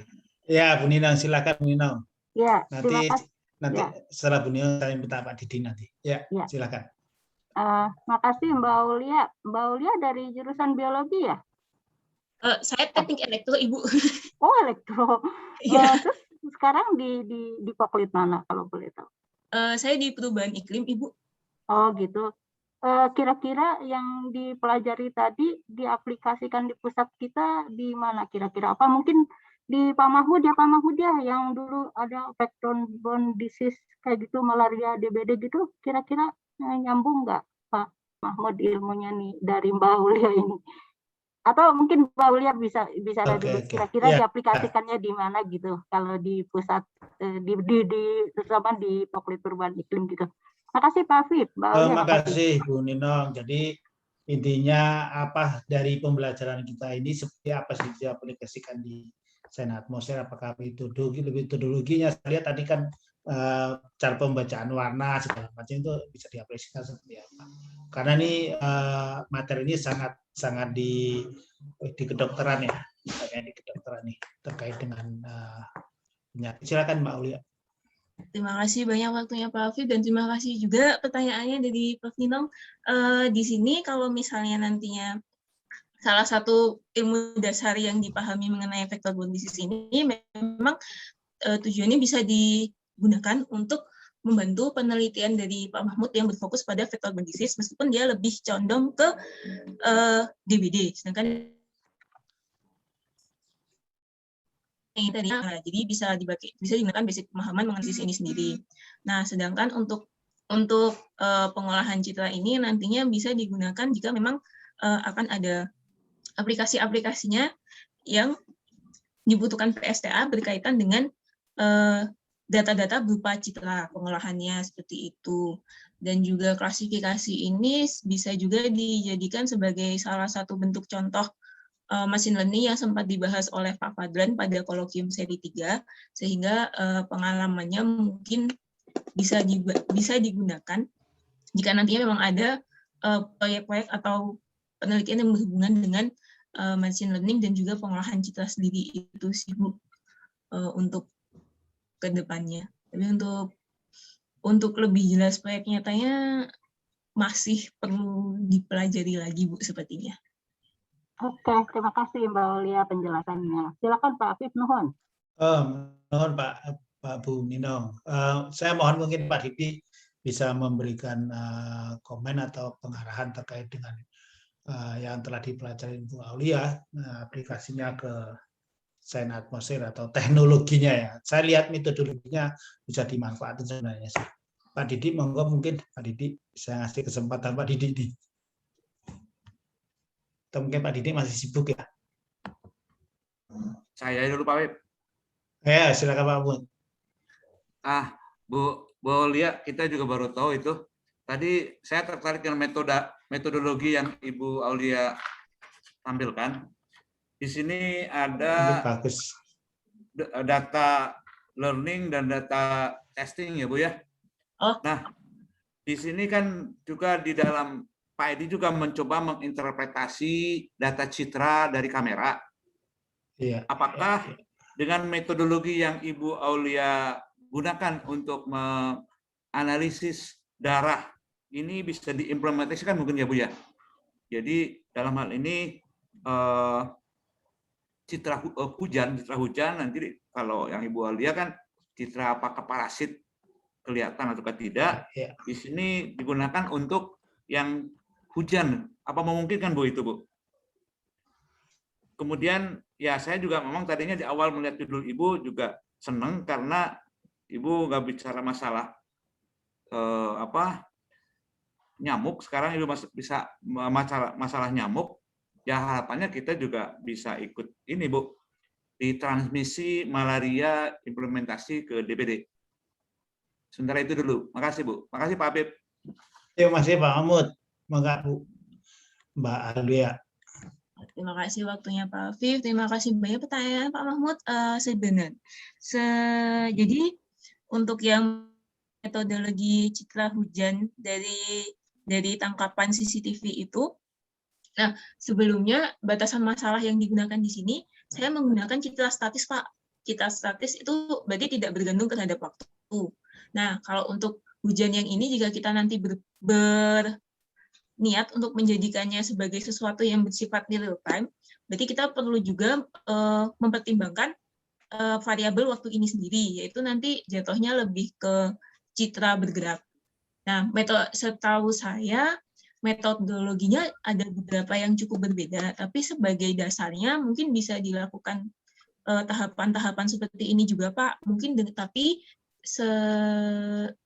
sepengetahuan saya perlu ditambah beberapa titik perhatian lagi karena citranya cenderung bergerak. Dan di sini klasifikasi untuk menentukan dia parasit dan bukan parasit sudah disediakan standar oleh WHO. Jadi ketika di bagian ekstraksi kita bisa berfokus pada sisi bentuknya, kita bisa mengekstraksi bagaimana seperti parasit malariae yang Plasmodium malariae yang cenderung berbentuk seperti bunga, seperti bunga mawar yang nukleusnya tersebar, hal-hal seperti itu. Untuk kasus yang citra CCTV dan citra hujan ini, Pak, kita perlu melakukan definisi fiturnya terlebih dahulu. Dari citra-citra yang sudah didapatkan, ditentukan dulu sebelah mana yang disebut sebagai hujan dan citra seperti apa yang disebut sebagai tidak hujan. Kurang lebih begitu, Pak. Harusnya bisa, tapi mungkin perlu beberapa studi lebih lanjut, terutama terkait dengan citra bergerak, Pak. Begitu kurang lebih, Pak. Baik, terima kasih Bu Alia. Mas Ibra, saya minta Pak Didi. Saya minta Pak Didi untuk ini Pak Didi. Oh ya, terima kasih Pak Afif dan juga Bu Aulia. Terima kasih presentasinya yang menarik. Mohon maaf, saya ada kegiatan paralel tadi sehingga tidak bisa secara penuh. Oke. Namun secara garis besar ini kan tentang malaria ya atau demam berdarah gitu. Tentang malaria, Bapak? Malaria. Memang salah satu dampak perubahan iklim yang kita ketahui, termasuk di Indonesia juga adalah terhadap kesehatan nih. Terhadap kesehatan ini antara lain karena perubahan iklim ini mempengaruhi pertumbuhan beberapa sumber penyakit seperti misalnya virus juga bakteri dan juga faktor pembawa penyakit termasuk tentunya demam berdarah dan malaria, di mana dengan perubahan iklim ini diperkirakan memang akan lebih banyak penyakit yang disebabkan oleh ini. Misalnya karena panas ini nyamuk dapat bergerak ke tempat yang lebih tinggi yang sebelumnya terlalu dingin buat mereka begitu dan juga ke lintang yang lebih tinggi sehingga luas area yang di cover oleh nyamuk ini bertambah besar sehingga kemungkinan penduduk yang terkena penyakit ini menjadi lebih besar. Demikian pula dengan malaria sama kemudian juga beberapa jenis ispa begitu karena dari polen atau serbuk sari dan juga penyakit-penyakit tropis. Nah, memang kegiatan penelitian terkait dampak perubahan iklim terhadap penyakit dan yang lainnya itu memang sebaiknya kita bermitra bekerja sama gitu dengan peneliti-peneliti atau instansi terkait. Kalau kesehatan di bidang kesehatan gitu di bidang sumber daya air dan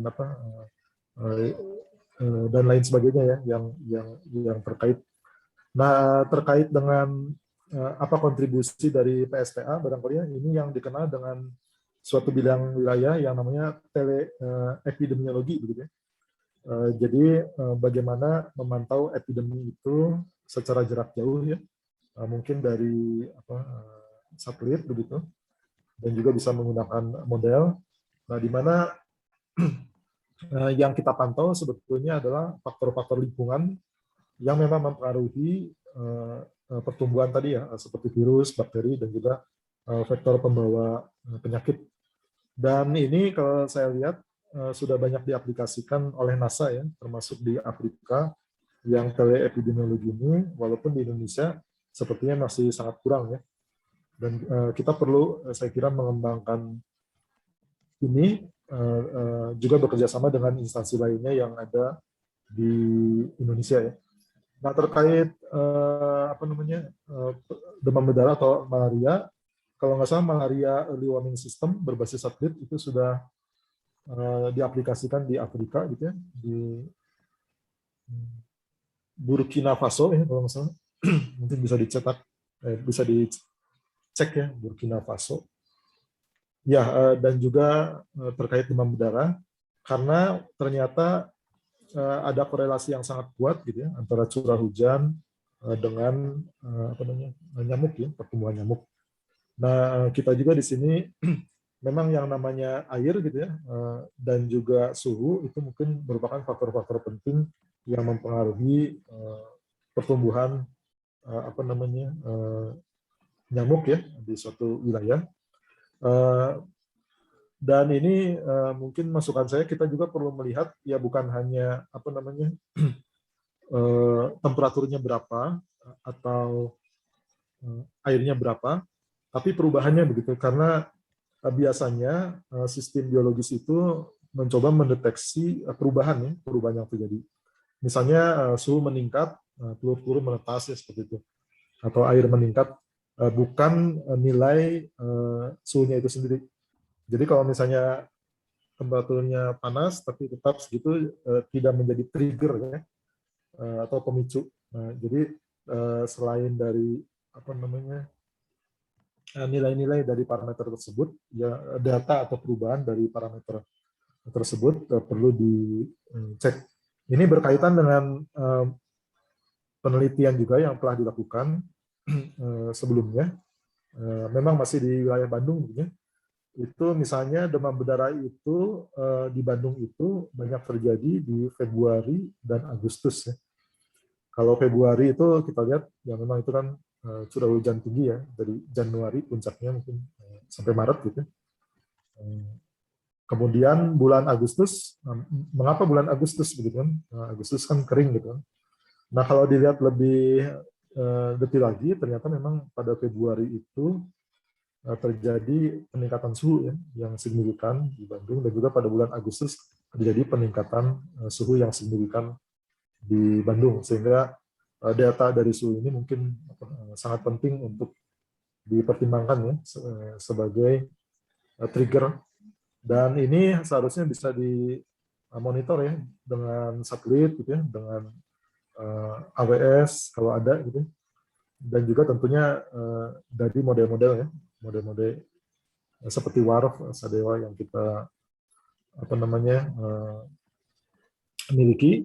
Hanya di situ memang harus dikasih semacam early warning ya, kalau suhunya meningkat tiba-tiba, nanti selanjutnya warning demam berdarah seperti itu.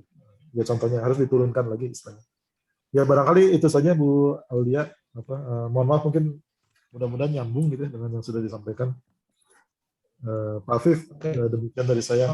Makasih Pak di masukannya. Karena waktunya udah ini ya lebih 4 menit. Terima kasih Mbak Aulia. Mungkin Bu Nina nanti bisa komunikasi dengan Mbak Aulia. Terima kasih Mbak Aulia atas presentasinya.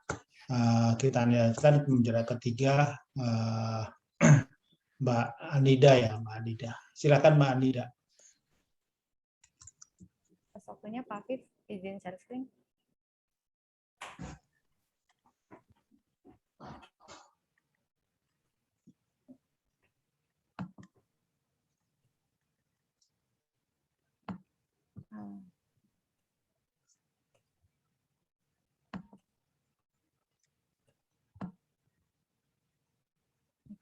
Sudah terlihat?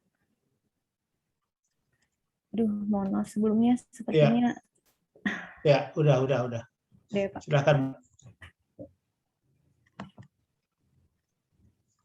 Mohon maaf Pak, ini laptop saya mengalami kesalahan teknis nih, layarnya mati, tapi sepertinya masih bisa ini ya Pak. Ini aja, kameranya dimatiin coba. Kameranya tidak, biar nggak berat. Iya Pak. Tadi padahal baik-baik saja sih, jadi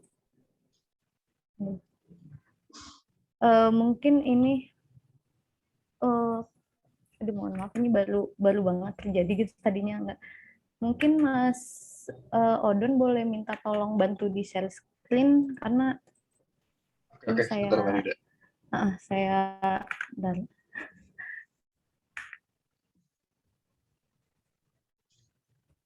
aduh. Keluar, nggak bisa keluar ya? Nggak bisa Pak, karena saya nggak bisa melihat layar saya sendiri itu Pak. Oke, udah. Ya mungkin minta tolong sebentar, aja Pak Afif ya. oleh. Ya, silakan. Sudah terlihat belum, Pak? Iya, udah. Iya, sudah. Silakan lanjutkan. Ya, oke, terima kasih. Digedein aja. Ya. Ya, oke. Ya, mohon maaf ya sebelumnya atas kesalahan teknis. Ya, Assalamualaikum warahmatullahi wabarakatuh. Pada kolokvium hari ini saya akan mempresentasikan tentang akuisisi sinyal radar Santanu. Sebelumnya perkenalkan, nama saya Anindya Rahmawati, saya adalah analis pemanfaatan teknologi di ORP BRIN. Kemudian next, berikut outline yang akan saya presentasikan hari ini. Ya, yang pertama itu adalah sistem kerja radar Santanu, kemudian parameter akuisisi sinyal, kemudian ada diagram alir akuisisi sinyal dan kesimpulan. Oke, next. Nah, di sini ada dua gambar ya. Ada skematik diagram radar Santanu dan blok diagram radar Santanu. Nah, dapat dilihat gitu berikut skematik diagram radar Santanunya itu radar scanner menerima sinyal pantulan. Kemudian radar scanner ini dapat menerima sinyal pantulan karena berisi antena. Sepertinya antena itu pernah dijelaskan juga oleh pemateri kolokvium sebelumnya gitu ya. Kemudian dikirimkan sinyal tersebut ke radar display dan kemudian dikirimkan ke pengkondisi sinyal. Untuk kondisi sinyal sendiri pernah juga disampaikan oleh pemateri kolokvium sebelumnya. Kemudian setelah dari pengkondisi sinyal diproses, dan proses-proses ini juga dilakukan di komputer. Nah, komputer ini juga mengirimkan sinyal untuk mengendalikan radar agar mentransmisikan sinyal untuk didapatkan pantulannya. Nah, kemudian yang di bawahnya ini adalah blok diagram. Untuk scanner unit dan display unit ini memberikan feedback satu sama lain. Di sini ada tanda panahnya. Kemudian sinyal ini dikirimkan ke rangkaian pengkondisi sinyal. Nah, dari rangkaian pengkondisi sinyal ini lalu ke ADC, kemudian diolah di komputer. Nah, komputer ini juga dapat dikendalikan oleh user melalui graphical user interface untuk mempermudah user. Kemudian komputer juga mengirimkan sinyal pada rangkaian pengendali yang terhubung langsung dengan radar unit. Next. Nah, dapat dilihat prinsip radar sendiri. Ini sudah next belum? Pada dasarnya radar ini dapat mentransmisikan sinyal dan menerima sinyal. Jadi radar mentransmisikan sinyal, kemudian dipantulkan oleh objek. Nah, nanti pantulannya itu yang akan diolah atau diakuisisi sinyalnya. Next, di sini ada 4 jenis sinyal. Ini merupakan parameter sinyal yang akan diolah. Nah, yang di pertama ini, yang di pojok sebelah kiri, itu atas kiri, itu merupakan sinyal heading. Sinyal heading sendiri adalah sinyal yang menentukan titik arah putaran antena yang terjadi pada tepi turun sinyal. Nah, yang di sebelahnya ini merupakan sinyal bearing, yang di sebelah kanan atas. Nah, ini merupakan bentuk sinyal bearing. Sinyal ini menandakan sudut arah berkat sinyal antena radar sebanyak 450 pulsa sinyal per satu putaran antena. Nah, kemudian untuk yang di bawah sebelah kiri, ini merupakan sinyal trigger. Sinyal trigger ini merupakan sinyal yang menunjukkan adanya transmisi sinyal radar. Sedangkan untuk yang sebelahnya, yang terakhir ini merupakan sinyal video. Sinyal video ini merupakan sinyal pantulan dari target yang diterima oleh radar. Nah, nanti sinyal video ini merupakan sinyal yang berisi data yang akan diakuisisi. Next. Oke. Nah, ini merupakan diagram alirnya. Yang pertama itu mulai, kemudian nanti sinyal itu diinisialisasi. Nah, diinisialisasi, kemudian ada input dari AD-Link. AD-Link ini merupakan analog digital converter tadi yang dipakai. Kemudian dari input tersebut disetting yang variabel yang kita pakai ini adalah IE device dan IE channel. Nah, apabila settingannya berhasil, maka akan menjadi data mentah. Di sini sambil ini merupakan parameter. Apabila dia tidak sama dengan 0, maka akan menghasilkan display error, kemudian akan menyeting ulang. Kemudian untuk yang di sebelahnya ini dilakukan cek bearing dan cek trigger. Kemudian dilakukan filter sinyal video, kemudian dihitung reflektivitasnya, dan mengubah bentuk polar menjadi kartesian, kemudian minimize data dan menyimpan data. Next. Nah, untuk lebih jelasnya lagi, yang pertama ini inisialisasi. Bentar, nggak terlihat. Sudah next ya? Oke. Nah, pertama ini inisialisasi. Ini kan ada 4 sinyal di sini. Sinyal heading, bearing, trigger, dan sinyal video. Nah, kemudian ini masuk ke pengkondisi sinyal dan ADC, dan kemudian masuk ke MATLAB. Nah, di MATLAB ini diolah tadi pada saat inisialisasi dijadikan 2 variabel, yaitu AI device dan AI channel. Untuk AI device sendiri itu di set, kita membutuhkan set jumlah sampel per LED-nya dan sampel per trigger-nya. Untuk di parser sendiri, sampel per LED-nya itu sebesar 2,5 MHz. Nah, untuk AI channel, di sini diinisialisasikan gitu. Channel 0 itu merupakan sinyal bearing, channel 1 sinyal trigger, channel 2 sinyal video. Kemudian untuk sinyal heading itu masuk ke clock.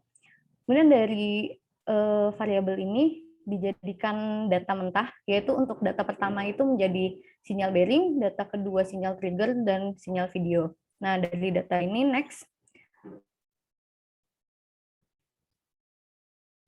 Nah, dari data ini kan ada ditampilkan sinyal bearing dan sinyal trigger. Dicek sinyal trigger dan sinyal bearing.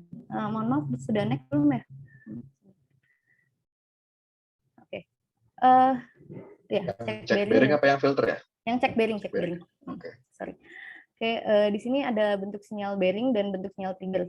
Dapat dilihat ya, sinyal bearing dan sinyal trigger ini adalah sinyal yang berbeda gitu. Dari satu periode sinyalnya itu lebih besar sinyal bearing daripada sinyal trigger. Oke, next. Kemudian dilakukan sinyal video. Dilakukan filter sinyal video. Nah, dapat dilihat di sini yang warna biru itu adalah data aslinya. Ini sudah next belum ya? Oke. Ini adalah bentuk sinyal video. Kemudian kalau dibesarkan seperti ini lebih jelas lagi, untuk yang warna biru itu adalah data aslinya. Nah, kemudian difilter menggunakan Blackman-Harris, itu yang warna merah, agar noise-nya itu berkurang. Kan dapat dilihat ini yang biru itu lebih banyak noise, kemudian yang warna merah difilter Blackman-Harris, kemudian dinormalisasi lagi dari hasil filter tersebut. Itu untuk yang warna hijau. Nah, next. Oke. Maaf, ini di saya aja yang garis-garis atau... Oke, ya, yang ini. Nah, di sini dapat dilihatnya ada sinyal bearing, trigger, dan sinyal video. Nah, ini apabila pertama kali sinyal bearing itu naik, itu akan menjadi sudut kenaikan, yaitu 0,8 derajat. Nah, untuk sinyal triggernya sendiri juga itu dalam satu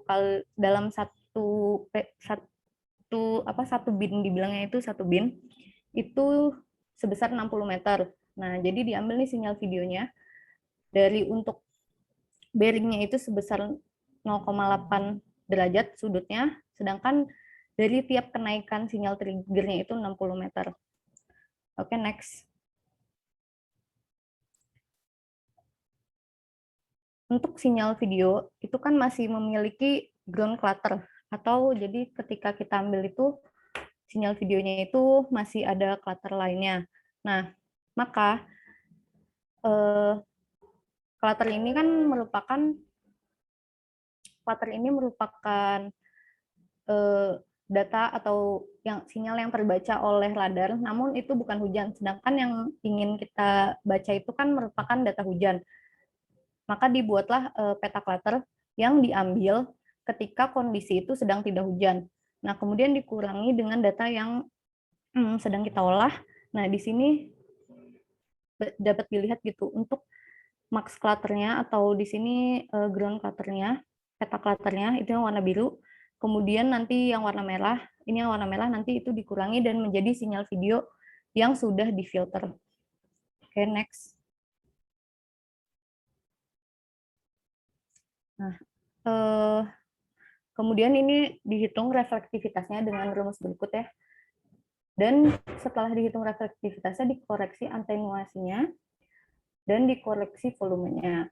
Nah, kemudian setelah mendapatkan nilai-nilai ini, dilakukan mengubah bentuk polar menjadi kartesian.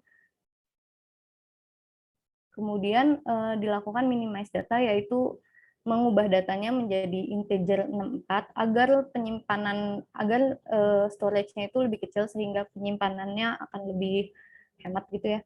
Kemudian disimpan. Nah, disimpan ini dalam bentuk .mat dengan variabel t, f, dan zi, dan juga disimpan dalam bentuk .png. Oke, next.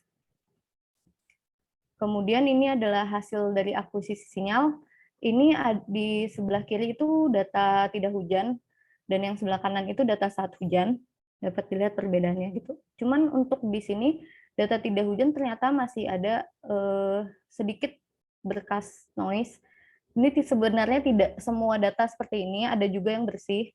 Jadi ternyata masih ada beberapa data yang tersisa gitu noise-nya. Oke, next. Kesimpulannya, jadi akuisisi data radar menggunakan sinyal bearing, trigger, dan video yang sudah diolah pengundi sinyal. Kemudian akuisisi sinyal menggunakan peta clutter statis, dan beberapa data masih menghasilkan clutter. Oke, next, daftar acuannya. Ya, next. Terima kasih, sekian presentasi dari saya. Mohon maaf apabila banyak kekurangan. Saya kembalikan lagi ke Pak Afif. Terima kasih, Pak. Terima kasih, Mbak Linda. Mungkin masih cukup banyak waktu kepada teman-teman. Mungkin ada pertanyaan, masukan, saran.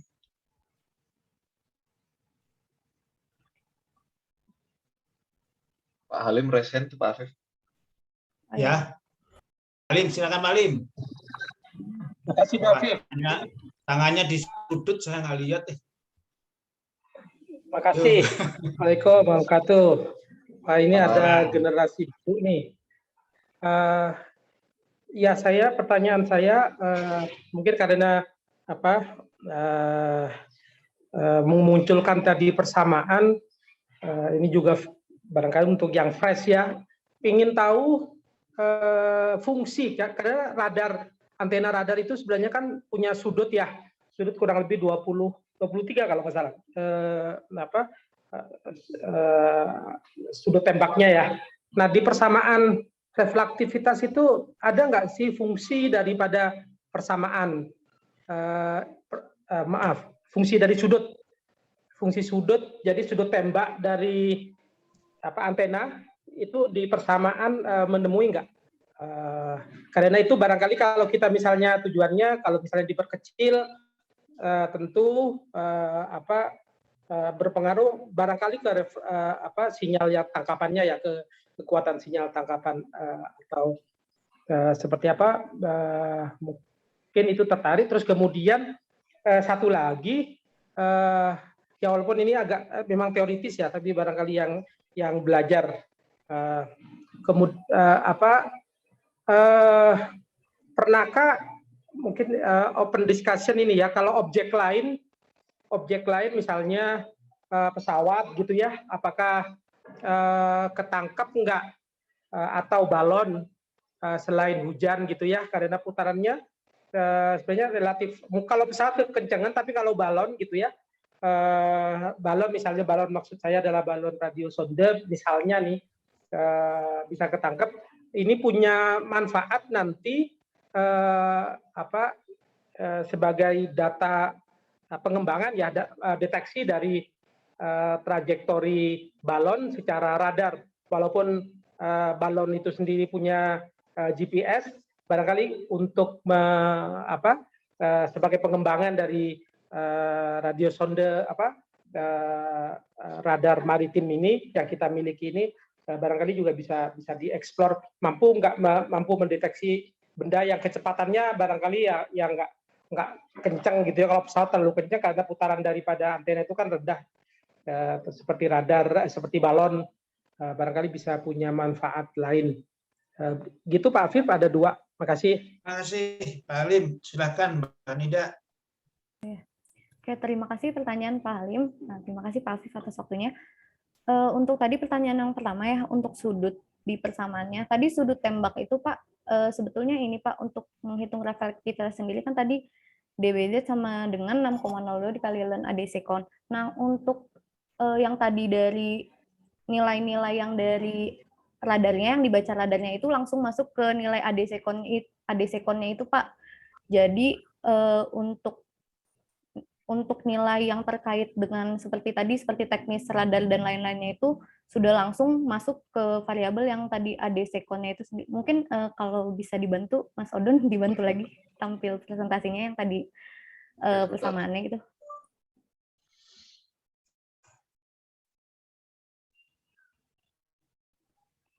Halaman berapa ya? Di slide yang menghitung reflektivitas, ini halaman berapa ya? Yang persamaan cuma satu sih. Udah belum ya? Soalnya saya nggak bisa lihat layar. Ya, oke, mungkin yang itu ya.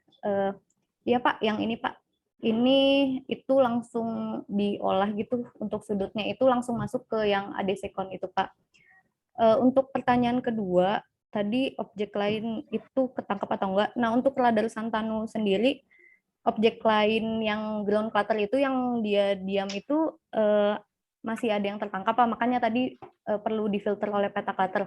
Tapi untuk yang bergerak sendiri Pak, ya mungkin saya juga kurang paham. Cuman kalau untuk di radar Santanu itu kan ada gennya tersendiri, sudah disetting gennya tersendiri. Seharusnya sih tidak tangkap, tapi mungkin bisa dibantu jawab yang lebih ahli gitu Pak. Terima kasih. Si Maria, pasti pada enggak. Mungkin saya nyambung sebenarnya sih. Ya. Mungkin bisa sedikit menambahkan. Iya. Nambahin apa Pak? Silakan. Enggak. Ini penentuan itu ABC-nya itu default atau dikombinasi dengan data in situ, Mbak Anida? Penentuan apa Pak? Mohon maaf. Penentuan ini nilainya. DBZ. Iya. Ini kan dari nilai DBZ mau di-convert ke rain rate ya? Enggak? Atau pakai DBZ aja? Iya Pak, ke reflektivitas sih Pak, ya. Ke rainfall. Rainfall. Terus tekniknya pakai metode apa? Menghitung aja sih Pak menggunakan MATLAB. Jadi yang nilai penentuan nilai AB-nya, nah, sekarang ada konversinya tuh dari Z ke enggak Pak. Itu ADC maksudnya analog digital converter. Iya, analog digital converter Pak. Jadi langsung nilainya Pak. Sistem sudah dibandingkan data in situ-nya belum? Ini kan dari DBZ ke rain rate. Di rain rate-nya kan ada data in situ. Iya, baik Pak. Pakai AWS atau pakai apa gitu. Hasil perbandingannya udah belum? Belum. Itu masih proses belum sih, Pak, itu belum ada Pak, ini proses aja sih Pak.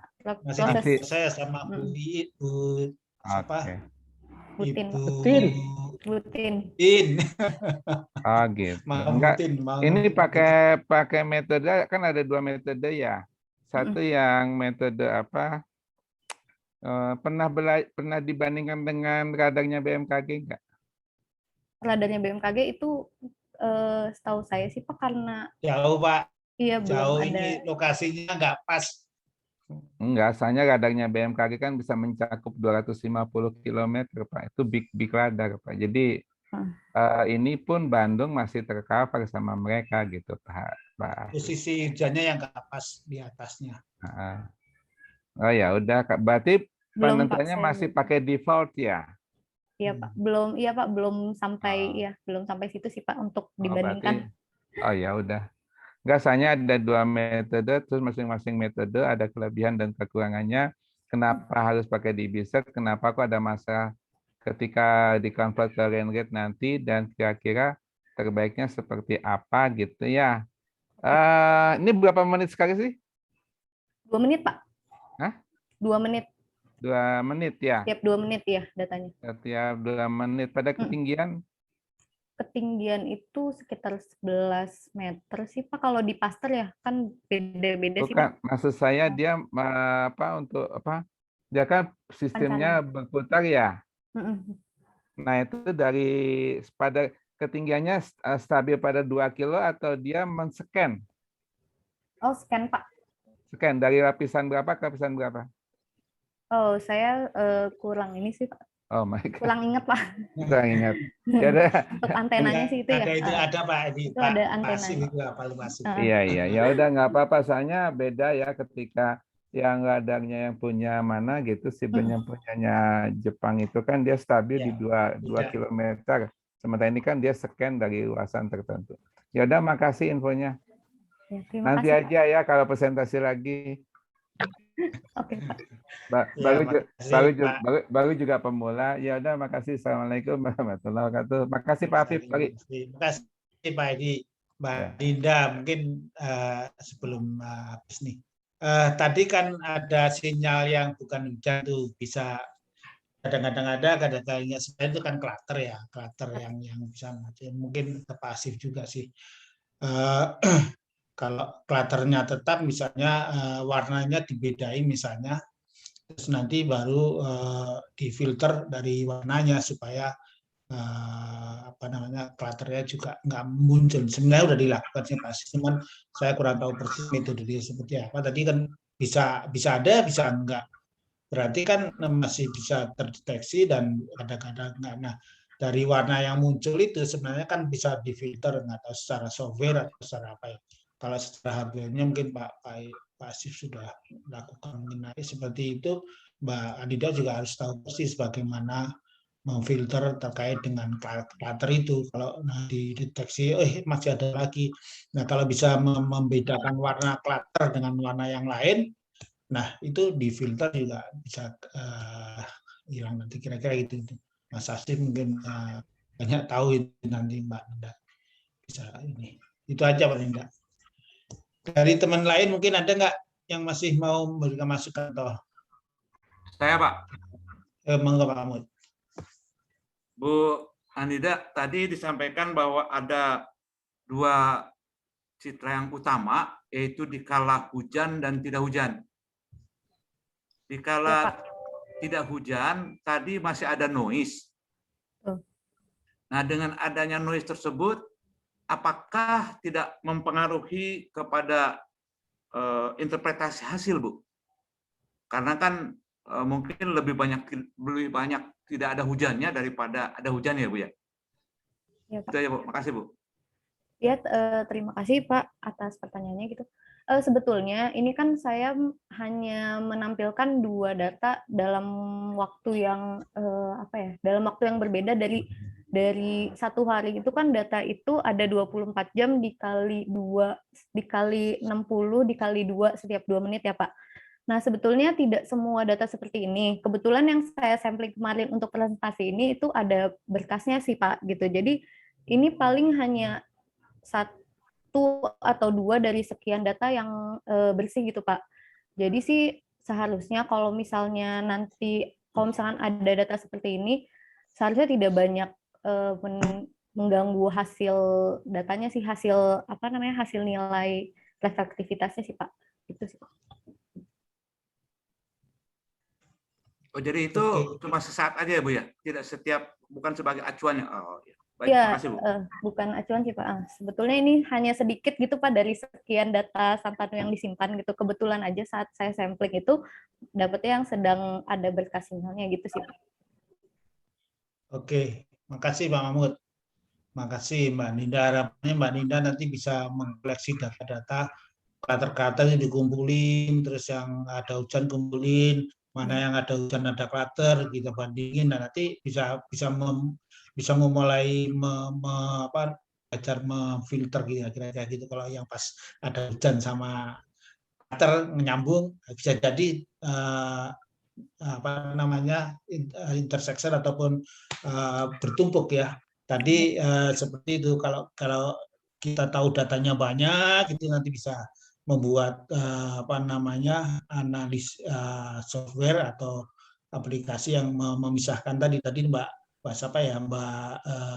Aulia ya. Tadi ada metodologi yang bagus sebenarnya, bagaimana membedakan nanti, dibedakan, dibuang gitu. Bisa jadi pada saat hujan klaternya juga muncul juga gitu loh. Nah, kalau mengetahui itu harus kita identifikasi banyak data, kita pelajari datanya. Kalau enggak ya sepintas dikit-dikit cuma satu ya nggak akan ketemu. Tapi harus banyak kumpulin datanya semuanya. Yang klater-klater kumpulin, yang hujan-hujan kumpulin, yang hujan dan klater ada kumpulin. Nah, baru nanti bisa belajar dari situ. Itu aja sih. Makasih karena waktu sudah lebih 2 menit.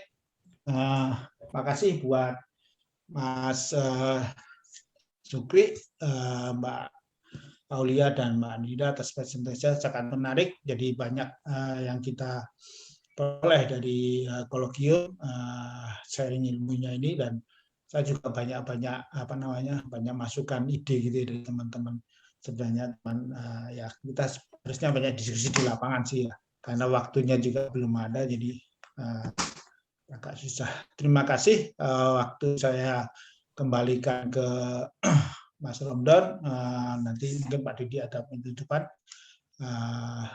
Nanti notulenya juga bisa di sharing di folder. Sekian, terima kasih teman-teman atas perhatian dan masukan-masukan dan pertanyaannya. Saya tutup untuk session dari saya. Sekian, wassalamualaikum warahmatullahi wabarakatuh. Saya kembalikan ke Mas Romdon. Waalaikumsalam warahmatullahi wabarakatuh.